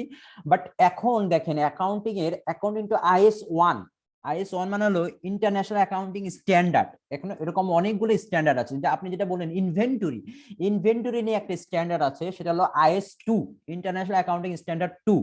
এইখানে আপনি ইনভেন্টরিটা কিভাবে রেকর্ড করবেন কিছু মেথড আছে, যেমন LIFO, last in first out, তারপরে FIFO, first in first out, এরকম আপনার কিছু মেথড আছে, এবং এভারেজ ওয়েটেড একটা মেথড আছে। সেই মেথডে নরমালি আমরা যে এটা করি, এবং এটা ইনভেন্টরির আপনার এটা কি হবে, আপনার রিলায়েজেবল বা নেট রিলায়েজেবল ভ্যালু কি হবে, NRV, সেটারও কিন্তু প্রসিডিউরটা বলা আছে। যেহেতু আমরা IS পড়তেছিলাম, IS পড়লে আমাদের জন্য ভালো হতো, কিন্তু আপনাদের এটা ফাইন্যান্সিয়াল অ্যাকাউন্টিংটা, এটা হলো আপনার প্রিলিমিনারি, যারা অ্যাকাউন্টিং করে আসেনি বা করলেও তাদের বেসিক আছে, সেটাকে আমরা ই করে মানে একটু পলিশ করার জন্য। বাট নরমালি আপনার IS এর জন্য আলাদা একটা কোর্স অফার করা হয়, এটা হলো ইন্টারন্যাশনাল অ্যাকাউন্টিং স্ট্যান্ডার্ড, বুঝতে পারছেন? সেই ক্ষেত্রে ওইটা ডিসকাস করি। বাট এইখানে IS1 অনুযায়ী আমাদের 5টা স্টেটমেন্টের কথা বলা আছে। সেই 5টা স্টেটমেন্ট আমাদের কি করতে হবে, প্রত্যেকটা অর্গানাইজেশন কি করতে হবে, এটা প্রিপেয়ার করবে এট the end of the period. মানে নরমালি এটা আমাদের ইয়ারলি করতে হয়, এটা হয়তো জুন অথবা ডিসেম্বর, যে ইয়ারলি করে, যেসব যারা যেটা ফলো করে। সো ইয়ারলি আমাদের কি করতে হয়, income statement, balance sheet, cash flow statement, retained earnings বা স্টেটমেন্ট, আর একটা হলো আপনাদের কি notes and disclosure. But income স্টেটমেন্টের এখন একটু ফরম্যাটটা আগে থেকে চেঞ্জ হয়েছে। যদি আমি এটা দেখালে ভালো হতো, আপনার IS1 টা আমি হয়তো একদিন দেখাবো আপনাদের, কারণ যেহেতু আপনার ফাইন্যান্সিয়াল স্টেটমেন্ট, তো IS1 এর যে ইনকাম স্টেটমেন্ট, যেমন কম্প্রিহেন্সিভ ইনকাম মানে একটা আসছে, বুঝতে পারছেন? ওইটার নাম হলো কম্প্রিহেন্সিভ ইনকাম। ওটা আমরা দেখাবো একদিন আমাদের এই কোর্সে লাস্টের দিকে। আমি IS1 এর প্রত্যেকটা ফরম্যাটের নতুন যেটা আসছে সেটা আপনি দেখাবো। মানে ওইটাকে বলা হয় ফাইন্যান্সিয়াল পারফরমেন্স মেজার করা হয়, ওটাকে কি করা হয়, ফাইন্যান্সিয়াল পারফরমেন্স মেজার হয়, কম্প্রিহেন্সিভ ইনকাম। আর একটা আছে হলো আপনার ব্যালেন্স শিটটাকে কি বলা হয়, ফাইন্যান্সিয়াল পজিশন। বোঝা গেছে? ব্যালেন্স শিটটা অ্যাজ ইউজুয়াল কি আছে, বাট ব্যালেন্স শিটের current asset, property plan equipment, যেমন প্রপার্টি প্ল্যান ইকুইপমেন্ট IS16 এ বলা আছে, এটা আপনাদের ই করতে। ইনভেন্টরি যেমন IS2 তে বলা আছে, লিজ আপনার বলা আছে, cash flow statement, net cash কিভাবে করবেন, IS কত, এটা 17 এ বলা আছে। এগুলো আপনার প্রত্যেকটা IS আলাদা আলাদা আছে, ওইভাবে করতে হয়, বুঝতে পারছেন? আর এটা যেহেতু আমাদের বেসিক, সেহেতু আমরা এটা বেসিকটাই আমরা এখানে দেখাচ্ছি, বুঝতে পারছেন? আমি যে কিভাবে একটা ইনকাম স্টেটমেন্ট আপনি করতে পারেন, আপনি একটা কোম্পানির কিভাবে আপনি একটা ইনকাম মাল্টিপল স্টেপ ইনকাম করতে পারেন, বুঝতে পারছেন? দেখেন এইখানে একটা প্রবলেম আছে, the adjusted trial balance of কি Falsitio companies worksheet for the year ended December এত as follows। তো এখানে কিছু ডেবিট আইটেম দেওয়া আছে, এটা হলো adjusted trial balance. Adjusted trial balance আপনারা বুঝতেই পারছেন, এটা আফটার অ্যাডজাস্টমেন্ট, বুঝতে পারছেন? এটা কি আফটার অ্যাডজাস্টমেন্ট। এখানে কিছু আপনার অ্যাসেটের আইটেম আছে, কিছু এক্সপেন্সের আইটেম আছে, কিছু লায়াবিলিটিসের আইটেম আছে, তাই না? কিছু রেভিনিউর আইটেম আছে। সো এই যে কিছু ডেবিট, কি ডেবিটে কোনটা আসছে, ডেবিটে আসলে আপনার অ্যাসেট আর হলো আপনার এক্সপেন্স, তাই না? আর ক্রেডিটে কি আসছে, ক্রেডিটে আসছিল আপনার লায়াবিলিটিস প্লাস আপনার ক্যাপিটাল, যেটা, বুঝতে পারছেন? এখন আমাদের কি বলছে, prepare a multiple step income statement. এখন আমরা এই যে ইনফরমেশন গুলো দেখে আমরা একটা কি করব, ইনকাম স্টেটমেন্ট তৈরি করব, যেটা multiple step. So multiple step income স্টেটমেন্টের কয়েকটা স্টেপ আছে, কয়টা স্টেপ দেখেন। প্রথমে হলো আপনাকে কি বাই করতে হবে, গ্রস প্রফিট বের করতে হবে, এটা একটা স্টেপ। সেকেন্ডলি গ্রস প্রফিট বের করলে আমাদের সকল এক্সপেন্স গুলা বাদ দিয়ে আমাদের কি করতে হবে, ইনকাম ফ্রম অপারেশন, এটা হলো সেকেন্ড স্টেপ। সো আপনাদের প্রথমে কি বাই করতে হবে, গ্রস প্রফিট, তারপর বাই করতে হবে কি আপনার ইনকাম ফ্রম অপারেশন, মানে বিজনেস করে আমার ইনকামটা কত হয়েছে। তারপরে আমাদের আদার রেভিনিউ এন্ড গেইন এবং আদার এক্সপেন্স গুলা বাদ দিয়ে পরে মানে গেইনটা আমরা যোগ করব, এক্সপেন্সটা আমরা বাদ দিব, বাদ দেওয়ার পরে আমাদের নেট ইনকাম বের করতে হবে। So this is third step. So এখানে আমাদের কয়টা স্টেপ আছে? 3টা স্টেপ। প্রথমে আমাদের কি বের করতে হবে? Gross profit. আর গ্রস প্রফিটটা কিভাবে বের করব? প্রথমে আপনার রেভিনিউ, সেলস রেভিনিউ থেকে আমাদের সকল কি সেলস রেভিনিউ থেকে আমাদের যদি কোনো রিটার্ন থাকে সেটা আমরা বাদ দিয়ে, ডিসকাউন্ট থাকলে বাদ দিয়ে নেট সেলসটা বাই করব। নেট সেলসটা থেকে আমাদের কি করব?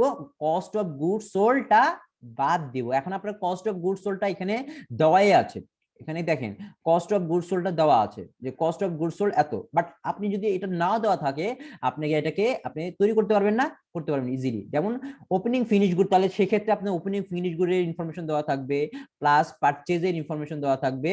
আপনি এখান থেকে লেস করবেন কি ক্লোজিং ফিনিশ গুড ইনভেন্টরি, তাহলে আপনি কস্ট অফ গুডস সোল্ড পেয়ে যাবেন। বুঝতে পারছেন? তাহলে আমরা কস্ট অফ গুডস সোল্ড কিভাবে করব? যদি opening inventory plus net purchase, এখানে নেট পারচেজ কেন? এখানে যে পারচেজের সাথে পারচেজ রিটার্ন থাকতে পারে সেটা আমাদের এটা আমাদের কি করতে হবে? লেস করতে হবে। পারচেজ রিটার্ন, পারচেজ ডিসকাউন্ট থাকতে পারে, সেটাও আমাদের ই করতে হবে। তারপরে আমাদের ফ্রেড ইন থাকতে পারে, সেটা আমাদের যোগ করতে হবে। মানে ওই পারচেজের সাথে অ্যাসোসিয়েট যেই সরাসরি মানে যে খরচগুলা, সেটা আমাদের ওই পারচেজের সাথে কি হবে? অ্যাড হতে। যেমন আপনার পরিবহন খরচ, ফ্রেড ইন, যেমন অথবা আপনার ইম্পোর্ট ডিউটি থাকতে পারে, সেক্ষেত্রে এটা আমাদের অ্যাড করে পরে আমরা কি করব? নেট পারচেজটা আমরা বের করব। তাহলে আমরা কি ওপেনিং ইনভেন্টরির সাথে নেট পারচেজ যোগ করে বাদ দিব কি ক্লোজিং ইনভেন্টরি বা এন্ডিং ইনভেন্টরি, বাদ দেওয়ার পরে আমরা কস্ট অফ গুডস সোল্ড পেয়ে যাই। যদি এখানে কস্ট অফ গুডস সোল্ড দেওয়াই আছে, সেক্ষেত্রে আমরা কি করব? জাস্ট আপনাকে আগে নেট সেলসটা বের করতে হবে। সেলস রেভিনিউ, এই যে সেলস দেখেন দেওয়াই আছে এখানে, কত এখানে সেলস দেওয়া আছে, এই যেখানে দেওয়া থাকবে সেলস। দেখেন এই সেলস থেকে আমরা দেখেন এখানে সেলস রেভিনিউ, এখান থেকে আমরা বাদ দিচ্ছি সেলস রিটার্ন এন্ড অ্যালাউন্স, এটা দেওয়া আছে এখানে সেলস রিটার্ন এন্ড অ্যালাউন্স 6700।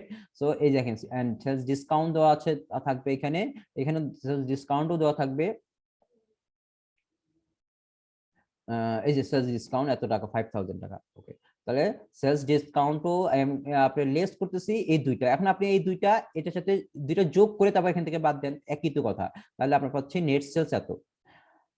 ওকে, তারপরে আমরা দেখেন নেট সেলস থেকে আমরা বাদ দিচ্ছি কস্ট অফ গুডস সোল্ড। এই কস্ট অফ গুডস সোল্ড যেহেতু এখানে ডিটারমাইন করেই দেওয়া আছে, আমরা ডাইরেক্টলি এখান থেকে নিয়ে নিছি কস্ট অফ গুডস সোল্ড। বুঝতে পারছেন? 3,63,400। চলো আমরা কস্ট অফ গুডস সোল্ড বাদ দেই। কস্ট অফ গুডস সোল্ড বাদ দেওয়ার পরে আমরা যেটা পাচ্ছি সেটার নামই হলো গ্রস প্রফিট। বুঝতে পারছেন সবাই? জি sir. So this is gross profit. এখন গ্রস প্রফিট এটা হলো আমাদের, প্রথমে আমাদের গ্রস প্রফিটটা বের করে ফেলবো। গ্রস প্রফিট বের করার পরে আমাদের যে খরচগুলো আছে, যেমন অপারেটিং এক্সপেন্স। এখন অপারেটিং এক্সপেন্স আবার টু টাইপস, একটা হলো অপারেটিং এক্সপেন্স, একটা হলো নন অপারেটিং এক্সপেন্স। বুঝতে পারছেন? অপারেটিং এক্সপেন্স গুলা কোনগুলা? যেটা অ্যাডমিনিস্ট্রেটিভ এন্ড সেলিং খরচগুলা, যেটা আমাদের অপারেটিং এক্সপেন্সকে আমরা দুই ভাগে ভাগ করতে পারি। প্রথমটা হলো আপনার মার্কেটিং সেলিং এক্সপেন্স, আর হলো অ্যাডমিনিস্ট্রেটিভ এক্সপেন্স। এটাও আমরা কি অপারেটিং এক্সপেন্সকে দুই ভাগে ভাগ করতে পারি, যদি এখানে একবারেই সবগুলা দিয়ে দিয়েছে। যেমন আপনার অ্যাডমিনিস্ট্রেটিভ এক্সপেন্স কোনগুলা? যেটা আপনার অফিসে যে খরচগুলো হচ্ছে, যেমন আপনার একটা একটা অফিসে বা আপনার অফিসে তো অনেকগুলো ডিপার্টমেন্ট থাকে, যেমন মার্কেটিং, এইচআর, হিউম্যান রিসোর্স, যেমন আপনার ফাইন্যান্স, তারপরে আপনার এই যে এই খরচ, এইগুলা কি করবো আমরা? ওই খরচগুলা যে ওই সব ডিপার্টমেন্টের যে সকল খরচগুলা, ওই মনে করেন ওই অফিসের যে খরচগুলা, সব খরচগুলা আমরা অ্যাডমিনিস্ট্রেটিভ এক্সপেন্সের আন্ডারে পড়বে। আর মার্কেটিং এন্ড সেলিং গুলা যেমন অ্যাডভার্টাইজমেন্ট থাকতে পারে, বা সেলস স্টোরের ভাড়া থাকতে পারে, আপনি যেমন ফ্রেড আউট থাকতে পারে। বুঝতে পারছেন? আপনার সেলস স্টোরের যে ইকুইপমেন্টের ডেপ্রিসিয়েশন থাকতে পারে, সবই হলো আপনার মার্কেটিং। আবার যদি অফিসের ইকুইপমেন্টের ডেপ্রিসিয়েশন হয়, তাহলে সেক্ষেত্রে এটা অ্যাডমিনিস্ট্রেটিভ হয়ে যাবে। তো এটা আমরাও দেখতে পাবো, আরো আছে আমাদের, এটাও মাল্টিপল স্টেপ ইনকাম স্টেটমেন্ট একটা পার্ট। অপারেটিং এক্সপেন্সকে দুই ভাগে ভাগ করা, একটা হলো আপনার অ্যাডমিনিস্ট্রেটিভ এক্সপেন্স, আর হলো মার্কেটিং এন্ড সেলিং এক্সপেন্স। সেখানে আপনার দুইটা যোগ করে টোটাল অপারেটিং এক্সপেন্স পেতে পারেন। তো টোটাল আমাদের সেখানে সকল অপারেটিং এক্সপেন্স গুলো বাদ দিব। দেখেন এখানে যেমন এখানে একটা স্যালারি এক্সপেন্স দেওয়া আছে, যেখানে এখান থেকে সবই দেখেন, এখান থেকেই ডাইরেক্ট নেওয়া হয়েছে এক্সপেন্স গুলা। যেমন এখানে salaries expense, utilities expense, rent expense, depreciation expense, insurance expense, interest এক্সপেন্সটা কিন্তু এটা আবার অপারেটিং এক্সপেন্স না, এটা কিন্তু নন অপারেটিং এক্সপেন্স। তাহলে এই ইন্টারেস্ট এক্সপেন্সটা নন অপারেটিং, মানে এটা ফাইন্যান্স করার জন্য যে করে যে টাকাটা আপনাকে ইন্টারেস্ট হিসেবে দেওয়া হচ্ছে, তো এটা কি হবে না? এটা অপারেটিং এক্সপেন্সের ভিতরে পড়বে না। তো অপারেটিং এক্সপেন্স কিন্তু কোনটা পড়বে? যেমন advertisement, salaries, utilities, rent, depreciation, insurance. এগুলাই হলো আমাদের অপারেটিং এক্সপেন্স। দেখেন এগুলো সব, এগুলা প্রথমে কি করলো, আরেকটা আছে দেখেন ফ্রেড আউট আছে, ফ্রেড আউট। ফ্রেড আউটটা কি? 7600, বলেন তো ফ্রেড আউটটা কি?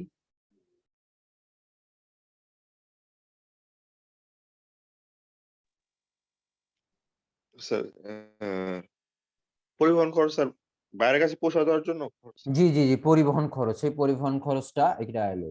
একটা হলো দেখুন ফ্রেড ইন আছে, ফ্রেড হলো আপনার এটা পার্চেজের সাথে অ্যাড হবে। আর ফ্রেড আউটটা কি? এটা হলো আপনার বিক্রয় Sales করে এর- ফেলছেন, মানে এটা সেলস সাথে অ্যাড হবে না, মানে এটা হলো আপনার সেলিং কস্ট। বুঝতে পারছেন? জি স্যার। তাহলে আমাদের এই দেখেন ফ্রেড আউটটা দিয়ে দিলাম টোটাল, তারপর আমরা কি বললাম টোটাল অপারেটিং এক্সপেন্স বের করলাম এখান থেকে। তাহলে গ্রস প্রফিট থেকে আমাদের কি বের করতে হচ্ছে? টোটাল অপারেটিং এক্সপেন্সটা বাদ দিতে হচ্ছে। তারপরে আমরা যেটা পাচ্ছি সেইটার নাম হলো ইনকাম ফ্রম অপারেশন। মানে আমি বিজনেস করে আমার ইনকাম কত আসছে, এত টাকা। বুঝতে পারছেন? যখন এটা বাদ দেওয়ার পরে তারপরে এখানে আমাদের আদার রেভিনিউ এন্ড গেইন। এখন আদার রেভিনিউ এন্ড গেইন কোনগুলা? আমাদের রেভিনিউ তো নরমাল রেভিনিউ হলো সেলস রেভিনিউ। এখন সেলস রেভিনিউ ছাড়াও আরো কিছু রেভিনিউ থাকতে পারে, যেমন ইন্টারেস্ট রেভিনিউ। ইন্টারেস্ট রেভিনিউ কোনটা?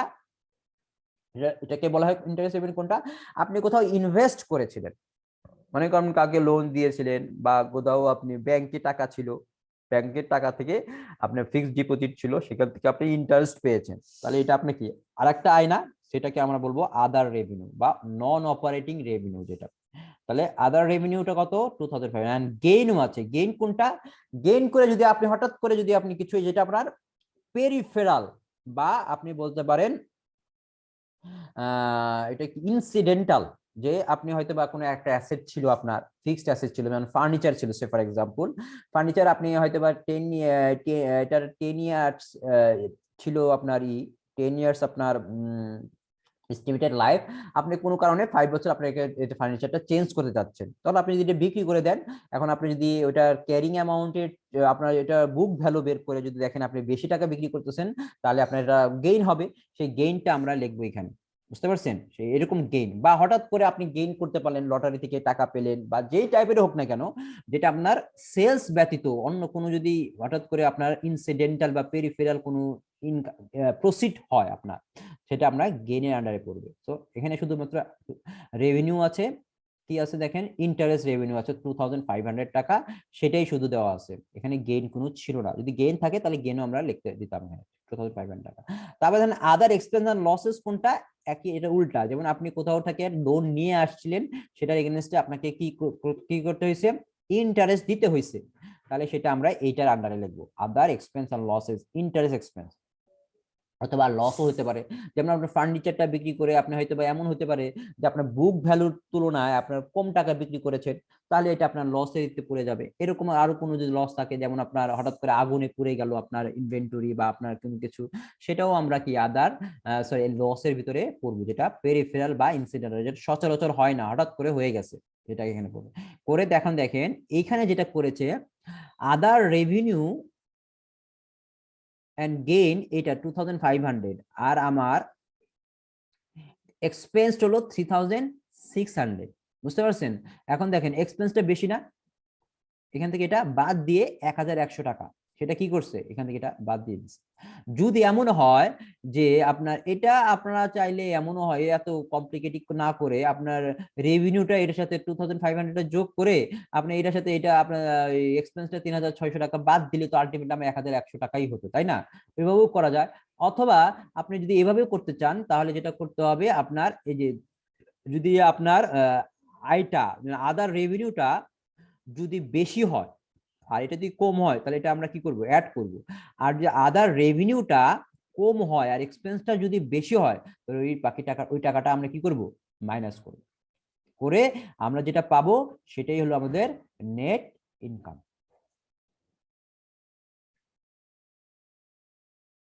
ওকে, বুঝতে পারছেন সবাই? জি স্যার। তো আপনাদের এরকম কিছু একটা প্রবলেম থাকতে পারে, এরকম প্রবলেম, এরকম কিছু ইনফরমেশন দেওয়া থাকতে পারে, আপনাদের মাল্টিপল স্টেপ ইনকাম করতে হবে, মাল্টিপল স্টেপ ইনকাম স্টেটমেন্ট করতে হতে পারে। বুঝতে পারছেন? জি স্যার।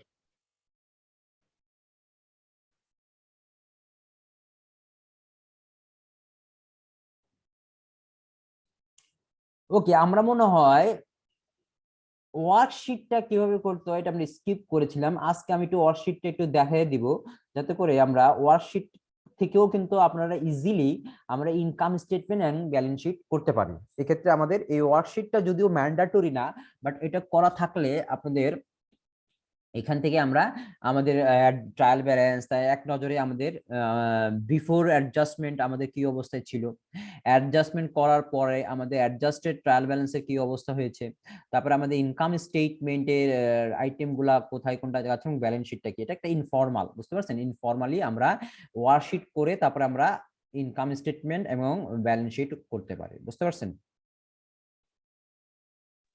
জি স্যার। ওকে, দেখেন এখানে একটা প্রবলেম আছে, সেই প্রবলেমটা হলো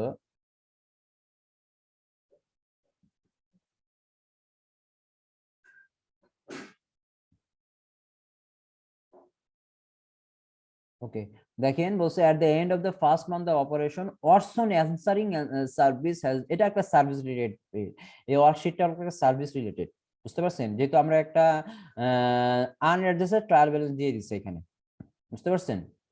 তো আনঅ্যাডজাস্টেড ট্রায়াল ব্যালেন্স দেওয়া আছে, এখন এখানে কিছু এটা রিলেটেড কিছু ইনফরমেশন দেওয়া আছে, যেটা হলো অ্যাডজাস্টমেন্ট, এগুলো কি অ্যাডজাস্টমেন্ট। সো আপনাকে কি করতে হবে, ইনস্ট্রাকশন কি করতে বলছে প্রিপেয়ার এ ওয়ার্কশিট। এখান থেকে আমাদের একটা ওয়ার্কশিট, যেহেতু আমরা ওয়ার্কশিটটা লাস্ট ইতে মানে মিড টার্মের আগে এটা স্কিপ করেছিলাম, তো আমরা একটা ওয়ার্কশিটটাও দেখে ফেলি, যাতে পার্ট অফ ফাইন্যান্সিয়াল স্টেটমেন্ট, বুঝতে পারছেন, মানে যদি ম্যান্ডেটরি না, তারপরে এটা আপনি শিখে রাখলে আপনার জন্য সুবিধা হবে। তো আমরা একটু এখানে ওয়ার্কশিটটাও আমরা তাহলে এটা যেটা আমরা মিড টার্মের আগে এটা সার্ভিস রিলেটেড যেটা আমরা করেছি মিস করেছি, সেটা আমরা এটা দেখবো, এবং এখান থেকে আমরা যেটা ইম্পর্টেন্টলি যেটা আমাদের যে ক্লাসিফাইড ব্যালেন্স শিটটা দেখবো, যে কিভাবে ব্যালেন্স শিট করার, ক্লাসিফাইড করার, এটাও আমাদের IS1 যেমন ইন্টারন্যাশনাল অ্যাকাউন্টিং স্ট্যান্ডার্ডে ওইটার ফরম্যাটটা আছে, বুঝতে পারছেন, সেই ফরম্যাটটা আমরা দেখবো। কিন্তু এখানে আমাদের দেখেন ক্লাসিফাইড ব্যালেন্স শিটটা, এখানে প্রথমে আপনাদের কিছু আছে কারেন্ট অ্যাসেট, এখানে যদিও ছোট অঙ্ক তো এটা ততটা নাই। তাহলে আমরা শুরু করে দেখেন কিভাবে আপনার ওয়ার্কশিটটা কমপ্লিট করবেন। ওয়ার্কশিট করার জন্য আপনাদের এরকম প্রথমে কি থাকবে, প্রথমে ট্রায়াল ব্যালেন্সটা থাকবে। তাহলে আপনাদের প্রথম কাজটাই হলো এই ট্রায়াল ব্যালেন্সটা করে ফেলা। এখানে ফার্স্ট পার্ট শেষ, এখানে দেখেন 10 কলামের আপনার কি আছে, টাকার ঘর আছে 10 কলামের, যেমন ট্রায়াল ব্যালেন্সের জন্য 2টা, অ্যাডজাস্টমেন্টের জন্য 2টা, অ্যাডজাস্টেড ট্রায়াল ব্যালেন্সের জন্য 2টা, ইনকাম স্টেটমেন্ট 2টা, ব্যালেন্স শিটের জন্য 2টা, এরকম 10টা। সো ট্রায়াল ব্যালেন্সের প্রথম যে পার্টটা ট্রায়াল ব্যালেন্স, এটা আমরা কোয়েশ্চেন থেকেই যেখানে যেটা দেওয়া আছে, অথবা আপনারা চাইলে ট্রায়াল ব্যালেন্স কিভাবে করি, জার্নাল, লেজার করার পরে লেজারের ব্যালেন্স গুলো নিয়ে একটা ট্রায়াল ব্যালেন্স করে ফেললাম, তাহলে সেটা কি হবে, আমাদের ফার্স্ট পার্টটা কমপ্লিট হবে ফর ওয়ার্কশিট। তাহলে এটা হলো বিফোর অ্যাডজাস্টমেন্ট, এটা আমাদের ট্রায়াল ব্যালেন্স, বুঝা গেছে। এই মানে দ্যাট মিন্স যে ট্রায়াল ব্যালেন্সটা করে দেওয়া আছে এখানে, এটাই আমরা এখানে ইনপুট দেওয়া হয়েছে, ইনপুট দিয়ে এটা আমাদের হয়েছে। এখন দেখেন তারপরে দেখেন এখানে আপনার কিছু অ্যাডজাস্টমেন্ট আমরা করেছি। সো আপনাদের এটা সমস্যা হওয়ার কথা না, লাস্ট আমরা মিড টার্মের আগে অ্যাডজাস্টমেন্টটা করেছি। দেখবেন প্রথমটা কি বলছে, insurance expired at the rate of 200 per month, তাহলে প্রতি মাসে ইন্স্যুরেন্স কত টাকা, 200 করে এক্সপায়ার হয়ে যাচ্ছে। এখন আমাদের দেখেন ওয়ার্কশিটের যে প্রথম দুইটা তো ট্রায়াল ব্যালেন্সের পার্টটা শেষ, সেকেন্ড পার্টের জন্য আমাদের অ্যাডজাস্টমেন্ট করতে হবে, সেখানে আমাদের ডেবিট ক্রেডিটেরও একটা 2টা কলাম থাকবে অ্যাডজাস্টমেন্টের ক্ষেত্রে, ডেবিট ক্রেডিট। যেটা ডেবিট হবে আমরা সেটা অ্যামাউন্টটা ডেবিটে লিখবো, আর যেটা ক্রেডিটে হবে সেটা আমরা অ্যামাউন্টটা ক্রেডিট লিখবো। আর যদি কোনো অ্যাকাউন্ট এখানে না থাকে, তাহলে আমরা যেটা কি করতে হবে, এই ট্রায়াল ব্যালেন্সের নিচে এটা আমাদের ওই অ্যাকাউন্টটা এখানে লিখতে হবে। যেমন এই দেখেন আমরা এখানে অ্যাডজাস্টমেন্টের জন্য আপনি দেখেন ট্রায়াল ব্যালেন্সের নিচে এই অ্যাকাউন্টগুলা নতুন ভাবে ক্রিয়েট করে লেখা হয়েছে, বুঝতে পারছেন সবাই। জি স্যার। এর আগে কি আপনারা ওয়ার্কশিট করেছিলেন কোন, যারা তো অ্যাকাউন্টিং এ ব্যাকগ্রাউন্ড তারা তো মনে হয় করেছেন, অবশ্যই করেছেন বিবিএ তে করা হয়েছে। বিবিএ তে। এমবিএ তে আর যারা ছিলেন না, অ্যাকাউন্টিং বা বিজনেস ব্যাকগ্রাউন্ড ছিলেন না, হয়তো বা তাদের জন্য এটা নতুন, ফার্স্ট টাইম, তাই না।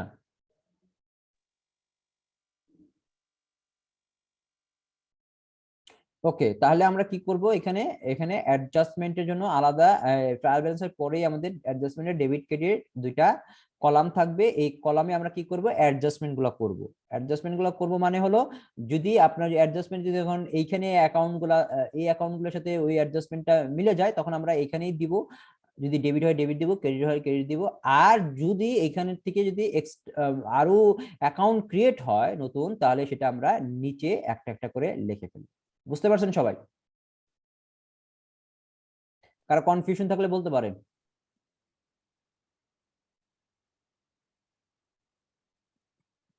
কনফিউশন নেই নাকি?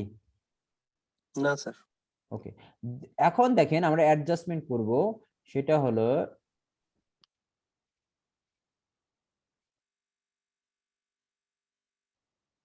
প্রথম কি বলছে, insurance expired at the rate of 200 per month. Okay, আমাদের দেখেন অ্যাডজাস্টমেন্টটা এটা কি বলছে, at the end of the first month, প্রথম মাসের পরেই এটা শুরু করেছে। তাহলে এটা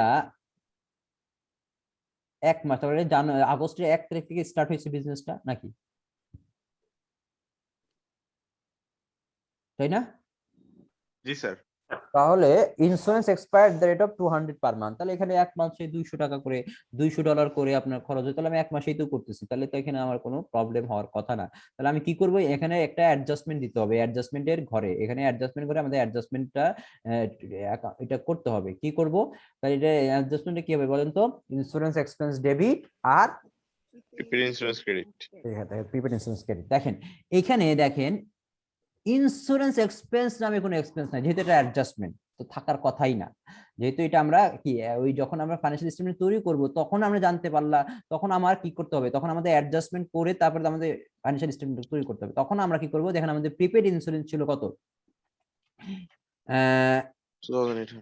1300 না কি 2800, 2800 স্যার। এটা এটা প্রিপেড ইন্স্যুরেন্স 2800। ওকে হ্যাঁ, না না 1300 টাকা, সরি 1300 টাকা, এটা হবে। তাহলে আমাদের কি হবে, ইন্স্যুরেন্স এক্সপেন্স ডেবিট, যেহেতু এখানে ইন্স্যুরেন্স এক্সপেন্স বলে কিছু নাই, তাহলে আমি এটা কি লিখবো, নিচে লিখবো ইন্স্যুরেন্স এক্সপেন্স ডেবিট। এই দেখেন এটা কিন্তু এটার কন্টিনিউশন, এটার কন্টিনিউশন চলতেছে। দ্যাট মিন্স এটা আমরা এরকম ফরম্যাট করব, এরকম একটাই ফরম্যাট করব, এটা কিন্তু দুইটা ফরম্যাট না, একটাই ফরম্যাট। যেহেতু এটা আমরা সেকেন্ড স্লাইড করেছি, দেখে এটা আবার টাইটেলগুলো লেখা হয়েছে। দেখেন ইন্স্যুরেন্স এক্সপেন্স ডেবিট কত, 200 লেখা হলো, এটা বুঝতে পারছেন। আর ক্রেডিট কি, প্রিপেড ইন্স্যুরেন্স। দেখেন এই যে দেখেন প্রিপেড ইন্স্যুরেন্স এখানে দেওয়া আছে ট্রায়াল ব্যালেন্সে, জাস্ট আমরা এটা ক্রেডিট পাশে, অ্যাডজাস্টমেন্ট ক্রেডিট পাশে লিখলাম 200। বুঝতে পারছেন? জি স্যার।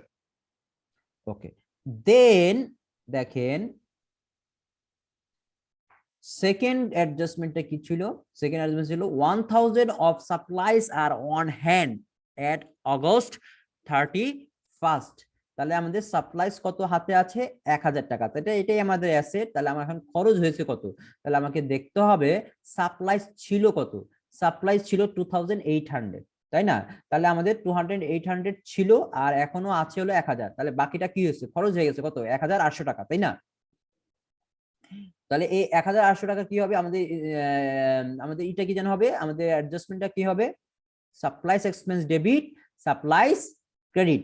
এখানে সাপ্লাইস এক্সপেন্স আছে নেই, তাহলে আমাদের নতুন ভাবে ক্রিয়েট করতে হবে। দেখেন সাপ্লাইস এক্সপেন্স কি হবে, 300, আমাদের কি অ্যামাউন্টে ভুল হলো নাকি? এও ঠিকই তো, এটা তো 1300 টাকা না, সাপ্লাইস সাপ্লাইস কত, স্যার এখানে একটু উল্টাপাল্টা আছে মনে হচ্ছে, ফিগার গুলা ওই এটা তো মিলে না স্যার। প্রিপেড ইন্স্যুরেন্সের এখানেও লেখা 2400 টাকা ওই পরের শিটে, ওয়ার্কশিটে। সরি এটা তো আমি কোনটা থেকে কোনটা, এটা অটসন আনসারিং ই তো, এটা অনসার আনসারিং ই তো, প্রিপেড ইন্স্যুরেন্স ইন্স্যুরেন্স এক্সপেন্স কই, ইন্স্যুরেন্স এক্সপেন্স ঠিকই তো আছে, ইন্স্যুরেন্স গুলো এটা তো আমরা 200 করছি যেটা স্যার 200 টাকা। হ্যাঁ আরেকটা পরের স্লাইডটাতে যান স্যার, এই যে এখানে দেখেন, এটা না স্যার, এটার আগেরটাতে যান। এখানে দেখেন স্যার, প্রিপেড ইন্স্যুরেন্স 2400 টাকা ওরা কোথায় পেলো স্যার? আমরা যে ক্রেডিটে বসাইছি ঠিক আছে, ট্রায়াল না ব্যালেন্সে তো ঠিকই তো 2400 আছে, টাকা যে নেই। 200 থেকে 2200 টাকা ঠিকই তো আছে। স্যার এই যে এখানে মানে ট্রায়াল ব্যালেন্সে যে 2400 লিখছে আর হুম। মূল আমাদের এই কোয়েশ্চেনটাতে তো 2400 না, কোয়েশ্চেনে তো স্যার 1300 দেখতেছি। এই যে এখানে তো স্যার 1300, 2400 কোথা থেকে পেলো? ও এখন দেখেন এখানে ক্যাশের টাকা কি দেওয়া আছে এখানে, এখানে অ্যাকাউন্টস রিসিভেবল মনে হয় এটা 5400, সাপ্লাইস হলো 2400, প্রিপেড ইন্স্যুরেন্স 2800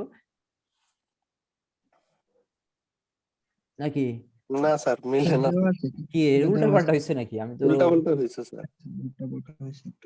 অ্যাকাউন্টস রিসিভেবল না, এখানে যদি আমাদের যদি সাপ্লাইস ধরি 2000, না না প্রিপেড ইন্স্যুরেন্স যদি 1000 না 2800 ধরি তাহলে তো ঠিক আছে নাকি?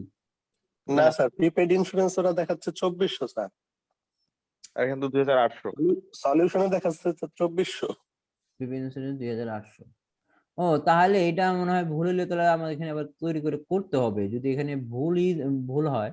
যেমন ইন্স্যুরেন্স এক্সপেন্স 200 ডেবিট, আর প্রিপেড ইন্স্যুরেন্স ক্রেডিট কত 2400, এখানে কি দেখেন ক্রেডিট 200, তাহলে আমাদের অ্যাডজাস্টেড ট্রায়াল ব্যালেন্স 2200 থাকবে, তাই না? আর এখানে প্রিপেড ইন্স্যুরেন্স কত দেওয়া আছে 2800 1300, নাকি 1300?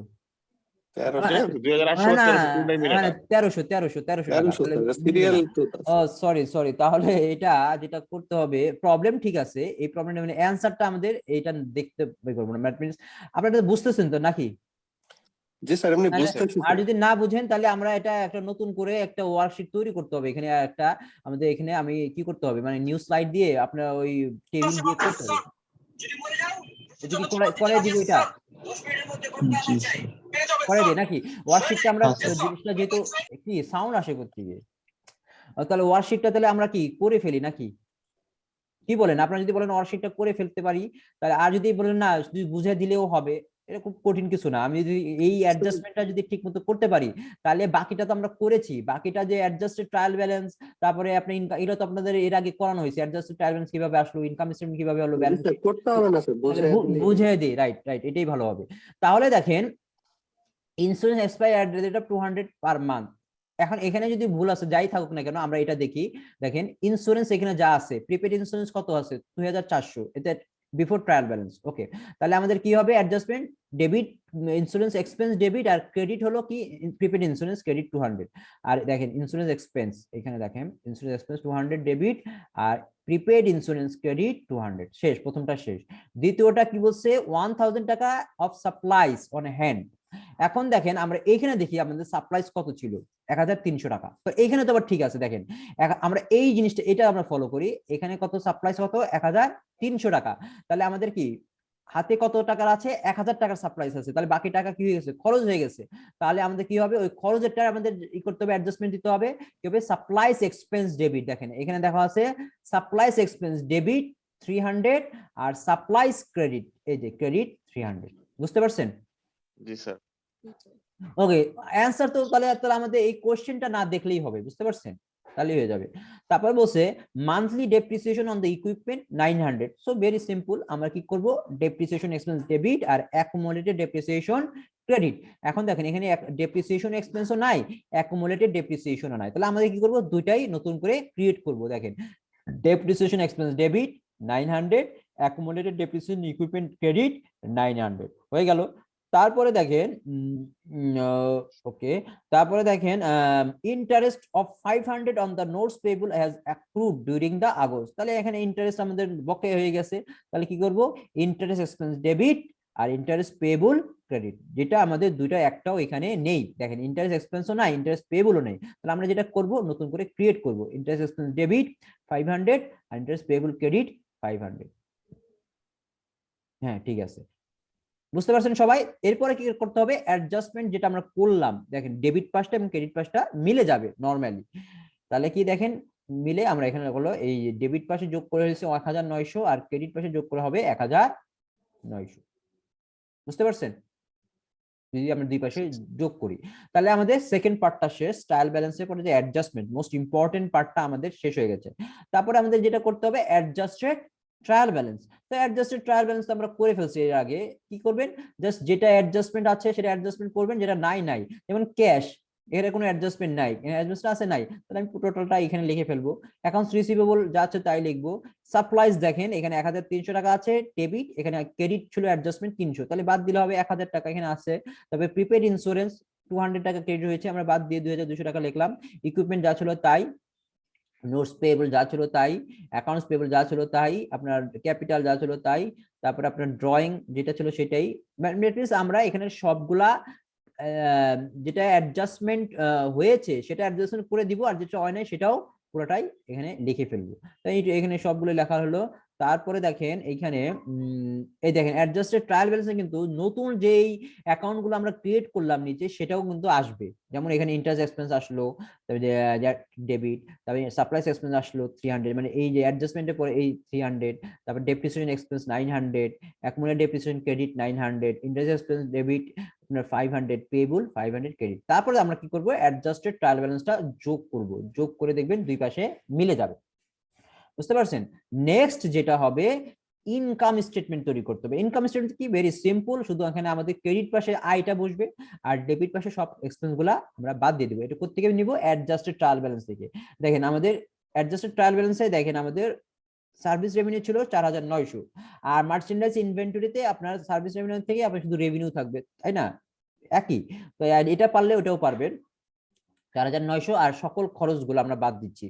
তাহলে স্যালারিজ এক্সপেন্স দেখেন, income salaries expense, utilities expense, advertise expense, তারপরে হলো আপনার এইখানেও কিছু এক্সপেন্স আছে, যেমন আপনার এই যে ইন্স্যুরেন্স এক্সপেন্স যেটা নতুন হলো, সাপ্লাইস এক্সপেন্স, ডেপ্রিসিয়েশন এক্সপেন্স বাদ দেওয়ার পরে তারপরে আমরা কি করব, দেখব প্রফিট বা লস হয়েছে কিনা। বুঝতে পারছেন? প্রফিটকে কিভাবে ইউজ করবে, আপনি ক্রেডিট পাশটা যদি আগে লিখে ফেলবে। আমাদের ক্রেডিট পাশে কত আছে, আমাদের ক্রেডিট পাশে আমাদের সার্ভিস রেভিনিউ কত ছিল, সার্ভিস রেভিনিউ ছিল 4900 টাকা, একটাই ছিল, তাহলে আমাদের ক্রেডিট পাশে আমি 4900 লিখে ফেলবো। বাট এইখানে যেটা হয়েছে যে আমাদের ক্রেডিটের 4900, বাট এইখানে দেখেন ডেবিট পাশে আসছে হলো 6300, তার মানে কি আমরা আয়ের তুলনায় ব্যয় বেশি না? আয়ের তুলনায় ব্যয়টা বেশি হয়ে গেছে, তাহলে আমার লস হয়েছে। কত লস হয়েছে, তাহলে এটা ডিফারেন্সটাই। তাহলে আমরা 6300 থেকে 4900 যদি বাদ দিই, তাহলে আমরা ডিফারেন্স কত, 1400। তাহলে দেখেন এখন আমরা এটা কি করব, এই 6300 এই পাশে লিখে ফেললাম, আর এটা কি 4300 সাথে এটা যোগ করে 6300, মানে কি দেখেন নেট লস এটার সাথে এটা কি হয়েছে, যোগ হয়েছে নাকি? জি স্যার। নেট লসটা আমাদের নরমালি ক্যাপিটালের সাথে কি হয়, বাদ যায়। বুঝতে পারছেন? ব্যালেন্স শিটে দেখেন নেট লসটা কিন্তু ডেবিট পাশে বসছে। নরমালি আমরা যদি প্রফিট হতো তাহলে আমরা এটা কোথায় বসাইতাম, ব্যালেন্স শিটের ক্রেডিট পাশে বসাতাম। বুঝতে পারছেন? এখন এটা লস হওয়ার কারণে এটা আমাদের কোথায় বসছে, ডেবিট পাশে বসছে, ডেবিট পাশে বসছে, ডেবিট পাশে বসে আমরা এটা মিলিয়ে দিয়েছি। কিন্তু ইনকাম স্টেটমেন্টে প্রফিট যদি হয়, নেট প্রফিট হয়, তাহলে কোন পাশে বসতো, ডেবিট পাশে বসতো না ক্রেডিট পাশে বসতো? ডেবিট পাশে বসতো স্যার। প্রফিট কি ডেবিট পাশে বসতো?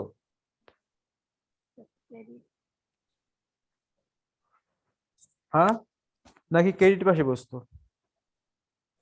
লসই তো ডেবিট পাশে বসার কথা, না কি বলেন?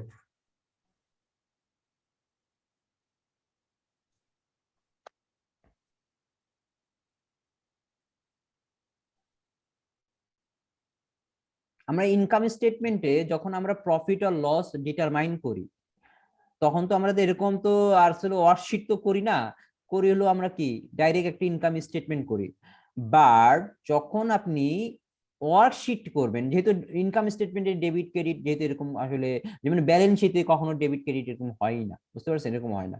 বাট আপনি যখন এখানে যখন সকল আপনার এক্সপেন্স যেহেতু বেশি হয়ে গেল আপনার আয়ের তুলনায় 4900, যেই সাইডটা বড় সেই সাইডটা আমরা দুই পাশে লিখে ফেললাম, যেহেতু আমাদের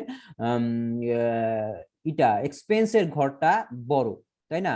আর ইনকামেরটা এটা তো আমাদের এটা লস হয়েছে, 1400 টাকা লস হয়েছে, তাই না? এখন 1400 টাকা লস হওয়ার ফলে এখন আমি দেখেন দুই পাশে এই টা লিখে ফেললাম 6300 6300। আর এইখানে বাকি টাকাটা দেখেন, যেই টাকাটা লস হয়েছে সেই টাকা এটার সাথে আমরা কি করেছি, 4900 সাথে 1400 যোগ করছি না? জি স্যার। জি স্যার। কেন যোগ করছি কেউ কি বলতে পারবেন?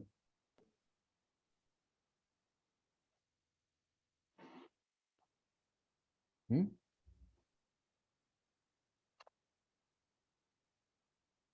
লস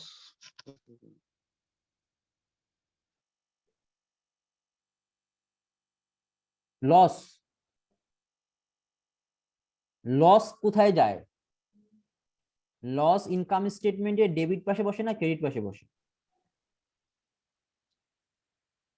দেখেন এটা নরমালি এটার সাথে এটা দেন 4900 সাথে এটা আমরা যোগ করেছি, লসটা নরমালি আপনার কোথায় বসে, ডেবিট পাশে বসে না ক্রেডিট পাশে বসে? নরমালি তো ডেবিট পাশে বসার কথা, ডেবিট পাশে। তাই না? স্যার লসটা বিয়োগ তো করতে হতো। হ্যাঁ, এখানে আমি বিয়োগ করতাম, রাইট। তাহলে 6300 টাকা আমরা সরি আমাদের 1400, তখন আমাদের এখানে দেখেন এখানেও 1400 টাকা লিখতাম, এখানেও যদি 1400 টাকা লিখতাম ডেবিট কে, যেহেতু এটা ওয়ার্কশিট তো সেই জন্য এটা মিলানোর জন্য এটা করে ফেলছে, বুঝতে পারছেন? মিলানোর জন্য দেখেন ব্যালেন্স শিটে আবার এটা ঠিকই ডেবিট পাশে বসানো হয়েছে, বুঝতে পারছেন? নরমালি এইটা হলো এই দুইটা মিলায়ে আমরা এই লসটাকে আমরা ব্যালেন্স শিটে ডেবিট পাশে, এটা ঠিক আছে, বুঝতে পারছেন? এটা জাস্ট জাস্ট ফর শো, মিলানোর জন্য এখানে লিখেছে, বুঝতে পারছেন? হ্যালো, জি স্যার। জি স্যার। ওকে। দেন এখন দেখেন আমাদের ব্যালেন্স শিট, ব্যালেন্স শিটে তো অ্যাজ ইউজুয়াল আমাদের এখানে প্রথমে সকল অ্যাসেট গুলো লিখবো, তারপরে আপনার এখানে ক্রেডিট পাশে এখানে লায়াবিলিটিস সকল, তারপরে এখানে দেখেন 1000 ড্রয়িংসটা ডেবিট পাশে বসানো হয়েছে, যেহেতু মানে ড্রয়িংসটা নরমালি আমরা এই করি ক্যাপিটালের সাথে বাদ দিই, বাট এটা আমরা ব্যালেন্স শিটে এখানে আমরা ডেবিট পাশে একই করা, এখানে বাদ দেওয়া আর ডেবিট পাশে বসানো সেম, বুঝতে পারছেন?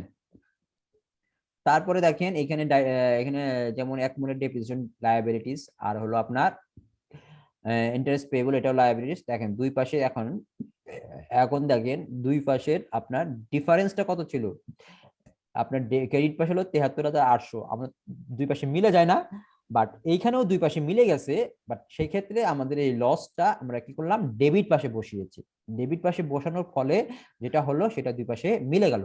আর যদি নরমালি আমরা কি করি লসটা আমরা বাদ দিই, কোত্থেকে বাদ দিই, ক্যাপিটাল থেকে বাদ দিই, তাই না? আর যদি প্রফিট হয় যোগ করি, আর কি করি লস হলে এটা কি করি বাদ দিই, বাদ দেওয়া আর ডেবিট পাশে বসানো সেম, বুঝতে পারছেন? তাহলে দেখেন দুই পাশে মিলে গেল। So this is the procedure of worksheet. তো আপনারা কি ওয়ার্কশিট করতে পারবেন নিজেরা? ওকে, আপনাদের কিছু অ্যাসাইনমেন্ট দেওয়া হবে, ওই অ্যাসাইনমেন্টটা আপনারা করবেন, বাসায় করবেন, আর যদি কোনো প্রবলেম হয় তাহলে আমরা ডিসকাস করব। ওকে, এরপরে নেক্সটে আমরা যেটা করব ক্লাসিফাইড ব্যালেন্স শিট, এইটা ব্যালেন্স শিট এখানে করা আছে, এটাকে কিভাবে আমরা ক্লাসিফাইডে কনভার্ট করব। ওকে, জাস্ট এ মিনিট, আমি একটু আসতেছি।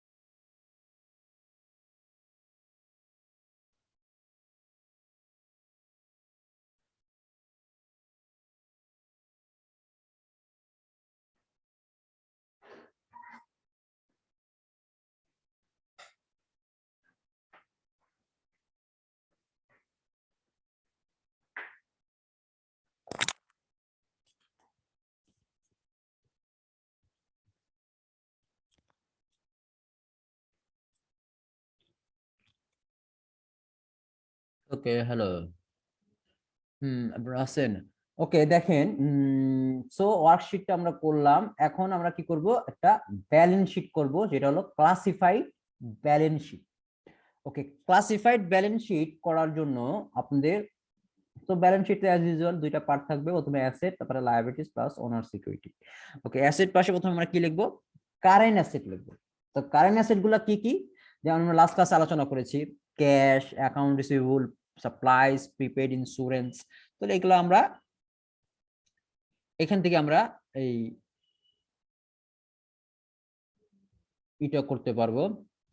যেমন দেখুন cash, accounts receivable, supplies, prepaid insurance, এগুলো সবই কি কারেন্ট অ্যাসেট আন্ডারে পড়বে, বুঝবে, বুঝতে পারছেন? দেখেন এই যে কারেন্ট, তবে টোটাল কারেন্ট অ্যাসেটটা আপনারা লিখে ফেলবেন। তারপরের পার্টটা কি? প্রপার্টি, প্ল্যান্ট এন্ড ইকুইপমেন্ট, পিপি। এখানে কি বলবেন? ফিক্সড অ্যাসেট যেগুলো আছে, যেমন আপনার ইকুইপমেন্ট আছে কত 60,000, তাহলে ইকুইপমেন্ট থেকে আপনি এইটা কি বাদ দিব? আমাদের অ্যাকুমুলেটেড ডেপ্রিসিয়েশনটা বাদ দিয়ে আমরা বুক ভ্যালু আর ক্যারিং ভ্যালু বাই করব আমরা একটা অ্যাসেট, কত? এত টাকা। তাহলে আমাদের প্রপার্টি প্ল্যান্ট একটাই ছিল, যদি আর অন্যগুলো থাকে মেশিনারিজ বা আপনার অন্য কিছু থাকে সেটাও আমরা এটা আন্ডারে থাকবে। ল্যান্ড থাকতে পারে এটার আন্ডারে, তারপরে আর কি থাকতে পারে? বিল্ডিং থাকতে পারে।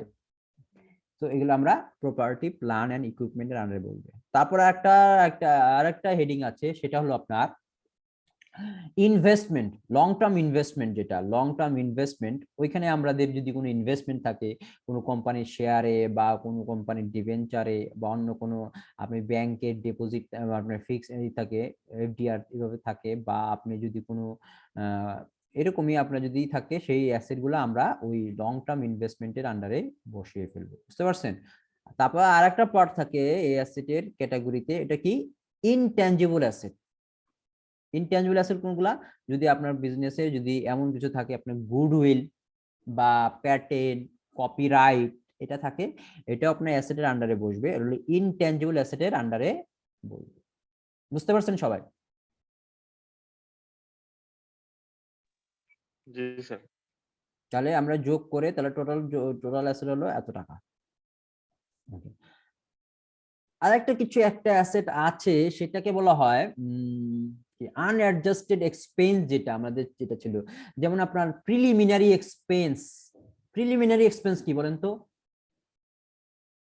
প্রাথমিক ব্যয়, যেটা একটা বিজনেস স্টার্ট করার জন্য অনেক প্রমোশনাল বা অনেক খরচ করতে হয়, সেই খরচগুলো আমরা একবারে খরচ না দেখে সাময়িকভাবে আমরা কি করতে পারি? এটাকে অ্যামোর্টাইজ করে আস্তে আস্তে দেখাতে পারি। তাহলে আমরা এটাকে অ্যাসেট, প্রথমে অ্যাসেট দেখে পরে এটা অ্যামোর্টাইজ করে করে এটা আমরা এক্সপেন্সে পুরাটা কনভার্ট করতে পারি, বুঝতে পারছেন? সেটাও আমরা এই অ্যাসেটের আন্ডারে বসতে পারি। অসম্মানিত ব্যয় যেটা, অথবা অ্যাডভার্টাইজমেন্ট, বুঝতে পারছেন?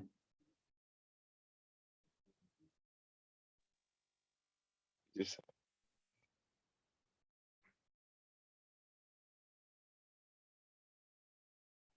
আরেকটা হলো আপনার আচ্ছা, শেয়ারটা পরে আসি। দেন আপনার সেকেন্ড পার্ট হলো আপনার লায়াবিলিটিস এন্ড অনার সিকিউরিটি। তো লায়াবিলিটিস এন্ড অনার সিকিউরিটির পার্টটার প্রথমে আপনাকে যেটা করতে হবে, কারেন্ট লায়াবিলিটিস পার্টটা আপনাকে কমপ্লিট করে ফেলতে হবে। কারেন্ট লায়াবিলিটি আমরা এই দেখেই বুঝতে পারবো যে আমার এখানে কি কি কারেন্ট লায়াবিলিটিস আছে। যেমন দেখেন আপনার এখানে কারেন্ট লায়াবিলিটির ভিতরে আছে হলো অ্যাকাউন্টস পেয়েবল, এই টাকাটা। এখন নোটস পেয়েবলটা কারেন্ট লায়াবিলিটিস কিনা বা লং টার্ম লায়াবিলিটিস কিনা, সেটা আপনি কিভাবে বুঝবেন? এটা ইনফরমেশন দেওয়া থাকবে আপনার এইতে, আপনার অ্যাডজাস্টমেন্টের এতে ইনফরমেশনটা দেওয়া থাকবে। সেক্ষেত্রে আপনি এটাকে বুঝতে পারবেন যে এটাকে লং। আর যদি লেখা না থাকে, তাহলে আপনি কারেন্ট লায়াবিলিটি আপনি একটা নোট দিয়ে দিতে পারেন। এটা কি করতে পারেন? As a short term liability হিসেবে আপনাকে এটাকে কারেন্ট লায়াবিলিটি বসাতে পারেন, অথবা যদি আপনি কি করতে পারেন, এটাকে যদি কিছু অথবা লং টার্ম লায়াবিলিটি হিসেবে এটাকে আপনাকে লং টার্ম লায়াবিলিটি দেখেন, এই যে নোট পেবল, দেখেন এখানে নোট পেবল 5,000 টাকা এখানে দেখাইছে, আবার নোট পেবল 35,000 টাকা এখানে দেখাইছে। তাহলে কিভাবে লিখলো এটা? নোট পেবলে এমন কত ছিল? 40,000 টাকা। তো 40,000 টাকার 5,000 টাকা গেল হলো আপনার কারেন্ট লায়াবিলিটি, বাকি 40,000 টাকা ছিল কোথায়? Long term liability. কোথা থেকে পেলো? এই ইনফরমেশনটা দেওয়া ছিল, বুঝতে পারছেন? দেখি এই ইনফরমেশনটা অবশ্যই দেওয়া ছিল।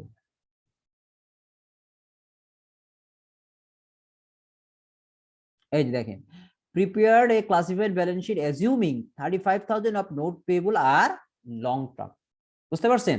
তাহলে আপনার কোন অংশটুকু লং টার্ম সেই অংশটুকু কিন্তু আপনাকে বলা থাকবে। তাহলে আপনি কিভাবে বুঝবেন? তাহলে আপনি যে অংশটুকু বলা আছে 35,000 টাকা, তাহলে বাকি টাকাটা কি হবে? শর্ট টার্ম বা কারেন্ট লায়াবিলিটি, সেটাই এখানে। আচ্ছা দেখেন, নোট পেয়েবল 5,000 টাকা এখানে, আর লং টার্মের আন্ডারে হবে নোট পেয়েবল কত? 35,000। বুঝতে পারছেন সবাই? জি স্যার, বুঝতে পারছি। তাহলে দেখেন, এটা গেল আপনার আর লং টার্ম লায়াবিলিটির ভিতরে শুধু নোট পেয়েবলও পড়বে না, যদি আপনি বন্ড ইস্যু করেন সেই বন্ডের টাকাটাও আপনার লং টার্ম লায়াবিলিটি আসবে। যদি আপনার ব্যাংক লোন থাকে যেটা ম্যাচুরিটি পিরিয়ড মোর দেন 1 ইয়ার, সেক্ষেত্রে এটা আপনার লং টার্ম লায়াবিলিটির ভিতরে পড়ে যাবে। বুঝতে পারছেন? আর কি আছে আপনার, যেমন আপনার আর্নার রেভিনিউ, সরি, এটা তো আপনার কারেন্ট লায়াবিলিটিতে পড়বে। সো এগুলো হলো আপনার লং টার্ম লায়াবিলিটি। তারপরে আমরা টোটাল লায়াবিলিটিসটা বের করব কিভাবে? আপনার টোটাল কারেন্ট লায়াবিলিটির সাথে আমরা যোগ করব টোটাল লং টার্ম লায়াবিলিটি, যোগ করে পাবো টোটাল লায়াবিলিটি। ওকে, এখন দেখেন, আমরা যদি টোটাল অ্যাসেট থেকে টোটাল লায়াবিলিটি বাদ দিই, তাহলে আমরা কি পাবো বলেন তো? ওনার সিকিউরিটি পেয়ে যাব নাকি?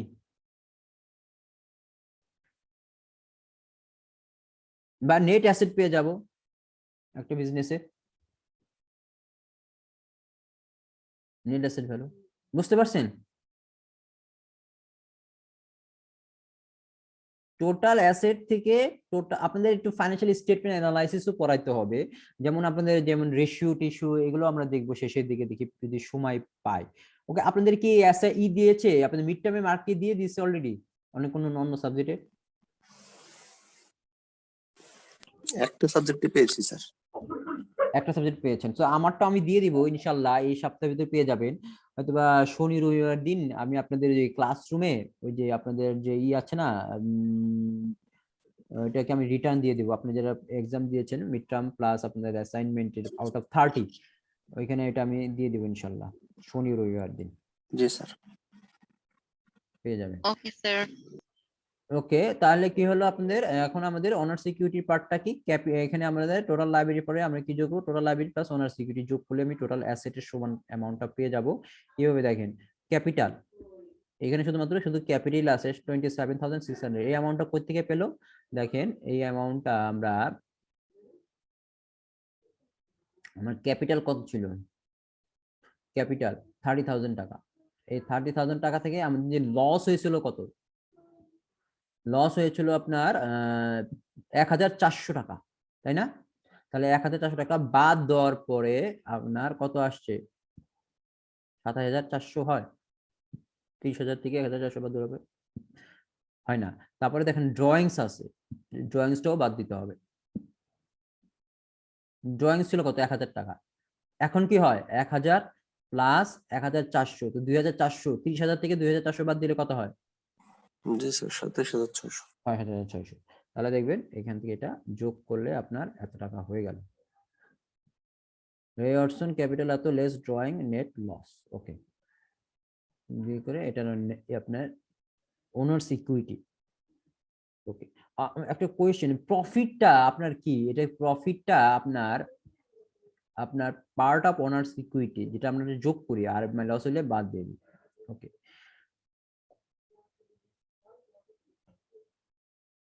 So this is the classified balance sheet. কারো কোনো কনফিউশন আছে? তাহলে দেখেন, আজকে কিন্তু আমরা অনেক কিছুই পড়ে ফেলতেছি অলরেডি।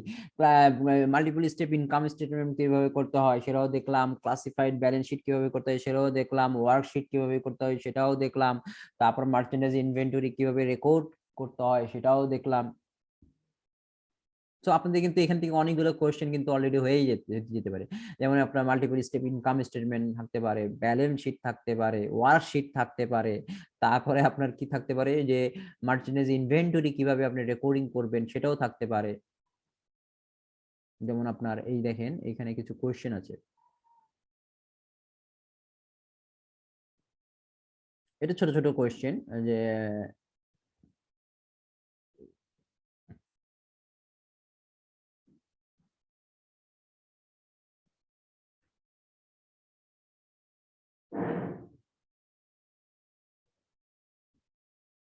এখানে দুইটা কোয়েশ্চেন আছে যে এখানে জার্নালাইজ করতে হবে, এটাও আপনার জার্নাল করতে হবে। এগুলো নরমাল আপনারা ই করেন, বাসায় করতে পারলে বাসায় করাটাই বেটার। তারপরে দেখেন এখানে একটা কি আছে, এটাও একটা ফুল একটা ম্যাথ। হ্যাঁ, এটাও একটা আপনার পারপেচুয়াল সিস্টেমে আপনার জার্নালাইজ করার একটা ম্যাথ। এটাও একটা, এর আপনি এখান থেকে আমি অ্যাসাইনমেন্ট দিব আপনাদের। তারপরে এখান থেকে আপনাদের যেটা করতে হবে সেটা হলো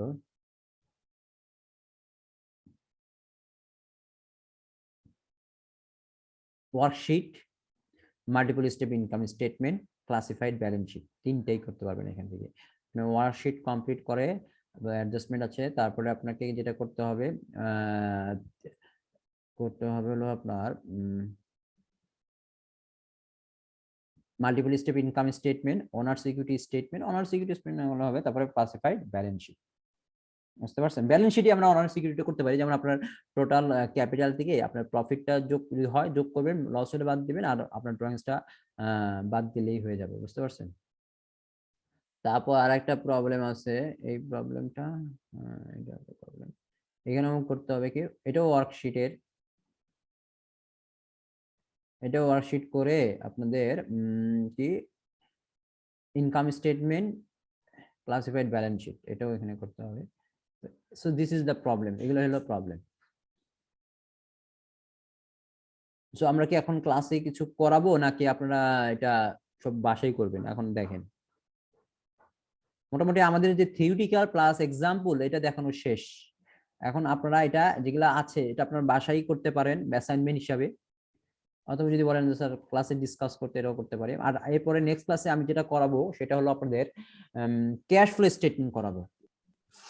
এগুলো স্যার অ্যাসাইনমেন্ট দিয়ে দিন স্যার, অ্যাসাইনমেন্টটা করে আমরা বাসায় করব। ওকে ওকে, তাহলে আপনারা অ্যাসাইনমেন্ট আকারে বাসায় করে ফেলেন।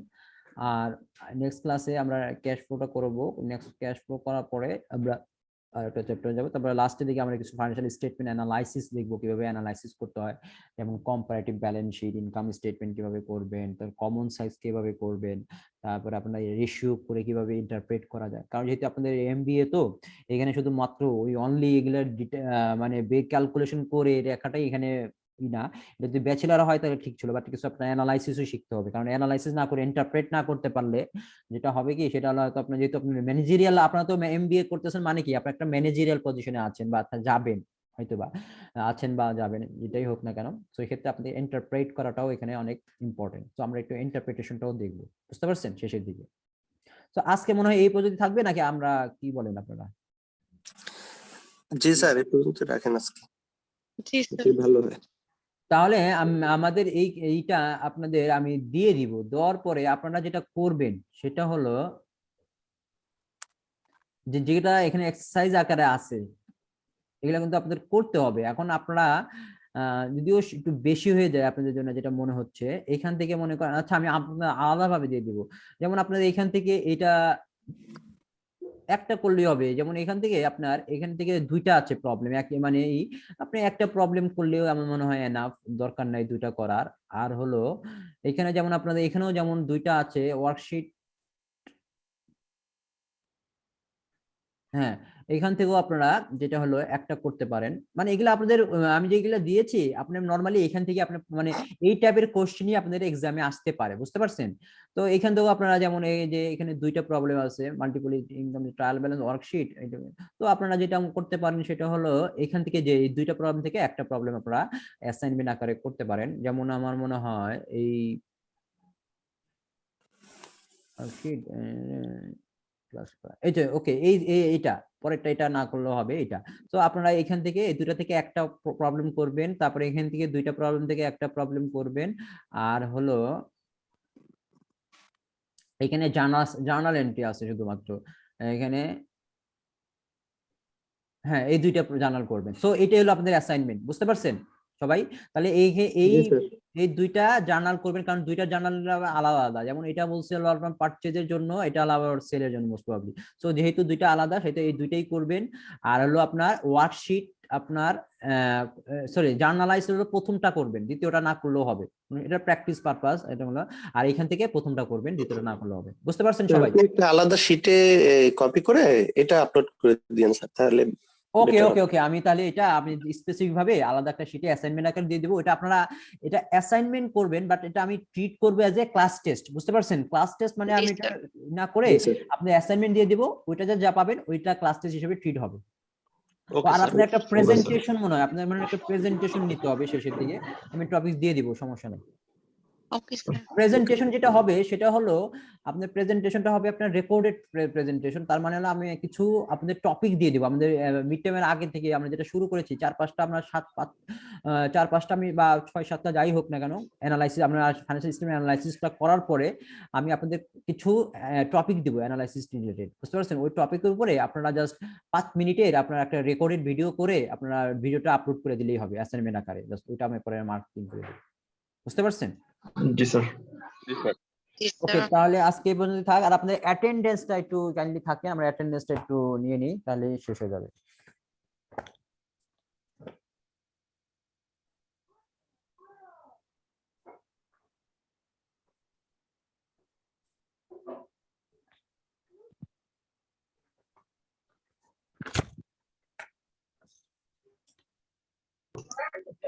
আজকে হলো 10। সাবিনা আক্তার বৃষ্টি আছেন? আব্দুর রহিম, কাজী জীবন নেসা, উনি আসতেছেন? কাজী জীবন নেসা কি প্রবলেম নাকি? কিন্তু রেগুলার স্টুডেন্ট। নাইমুল বাশার নাদিম, তাজমিম আছেন? তাজমিম আছেন? Hello. Imran Hossain Rony. Yes, sir. Okay, thank you. Then Mohammad Rahanul Mobarak. Yes sir. Okay. Mohammad Shakil আছেন? Yes, sir. ওকে। সাগর কুমার দাস। Yes, sir. ওকে, সাগর কুমার দাস, আপনি কি এর আগে কোনো ক্লাস করেছেন? মাত্র 2টা দেখতেছি, এর আগে আপনি কি? স্যার আমি সবগুলো স্যার আপনার সবগুলো ক্লাসই করেছি, আমি একটা ক্লাসও মিস দিইনি স্যার। তার মানে আপনি প্রথম ক্লাস থেকে এ পর্যন্ত সবই করেছেন? জি স্যার। ওহো, তাহলে তো আমার রেকর্ডেড নাই, তাহলে ঠিক আছে, সমস্যা নাই, আমি মানে কোনো ক্লাস মিস নাই, এই তো আপনার? না স্যার। ওকে, ঠিক আছে, আমি দিয়ে দিচ্ছি, no problem. Thank you sir. তারপরে Farhana Akter, yes sir. Saiful Islam, Yes, sir. Nazmul Haque, Mehedi Hasan, Nahid Bin Hossain, Yes, sir. Tanbina Islam Tithi, yes sir. Shifat Sadik নেই, শামিমা জাহান দীপ্তি আছেন? দেখলাম তো ক্লাসে শামিমা জাহান দীপ্তি আছে তো মনে হয় নাকি? স্যার ছিল তো ক্লাসে। ওকে, দিয়ে দিলাম। Mohammad Sajjad Hossain. Yes sir. Okay. Mohammad Shammi Akter Shimu নেই। শিমুল কুমার দাস আছে? আছে না? শিমুল কুমার দাস আছে? নেই। আমাজউদ্দিন ইমু, এমাজউদ্দিন ইমু আছে? নাই। আফরোজা আক্তার। জি স্যার আছে। Abidur Islam. Yes sir. Sir গত ক্লাসের প্রেজেন্টে কি স্যার আমার দেওয়া হয়েছিল? হ্যাঁ, দেওয়া হয়েছে। ধন্যবাদ। তারপরে হলো Tanvir Ahmed. Yes sir. Okay. Then Tanvir Ahmed Tarek. Yes sir. Nazmul Sakib, Nazmul Sakib আছে নাকি? Mohammad Saidur Rahman, Mihad Ali, Yes, sir. Ashifur Rahman. Yes sir. Okay. Saiful Islam. Sir আইডিটা কত স্যার? 2বার সাইফুল ইসলাম আছে। আইডি হলো 5019। জি স্যার, আছি স্যার আমি। ও আচ্ছা, সাইফুল ইসলাম এর আগে কি আছে নাকি? জি স্যার, আরেকবার ছিল। ও তাহলে এটা এক্সট্রা হয়ে গেছে, তাহলে আওলাদ হাসানও মনে হয় ডাক দিছি। স্যার ওইটা আমি ছিলাম। তারপরে আপনার আসিফ হোসাইনও তো মনে হয় ছিল। স্যার আশিফুর রহমান আছে তো? হ্যাঁ আছে, বুঝতে পারছি, 3টে এক্সট্রা আসছে। ওকে, অ্যানুয়াল না, সাইফুল স্যার 2বার স্যার, 2 জন। না না সাইফুল দুইজন ঠিক আছে, আবার ওইগুলা সাইফুল ইসলাম দুইটা। ওকে, আর কেউ আছেন বাকি? তাজমিম আমি বৃষ্টি অডিও ইস্যু হচ্ছে তো এজন্য স্যার প্রবলেম হচ্ছে। তাজমিম ওকে ওকে দিচ্ছি, আমি দিচ্ছি, no problem. Sir Sabina Akter Brishti. রেকর্ডিংটা একটু বন্ধ করে দেয়, রেকর্ডিং সহ চলে আসছে।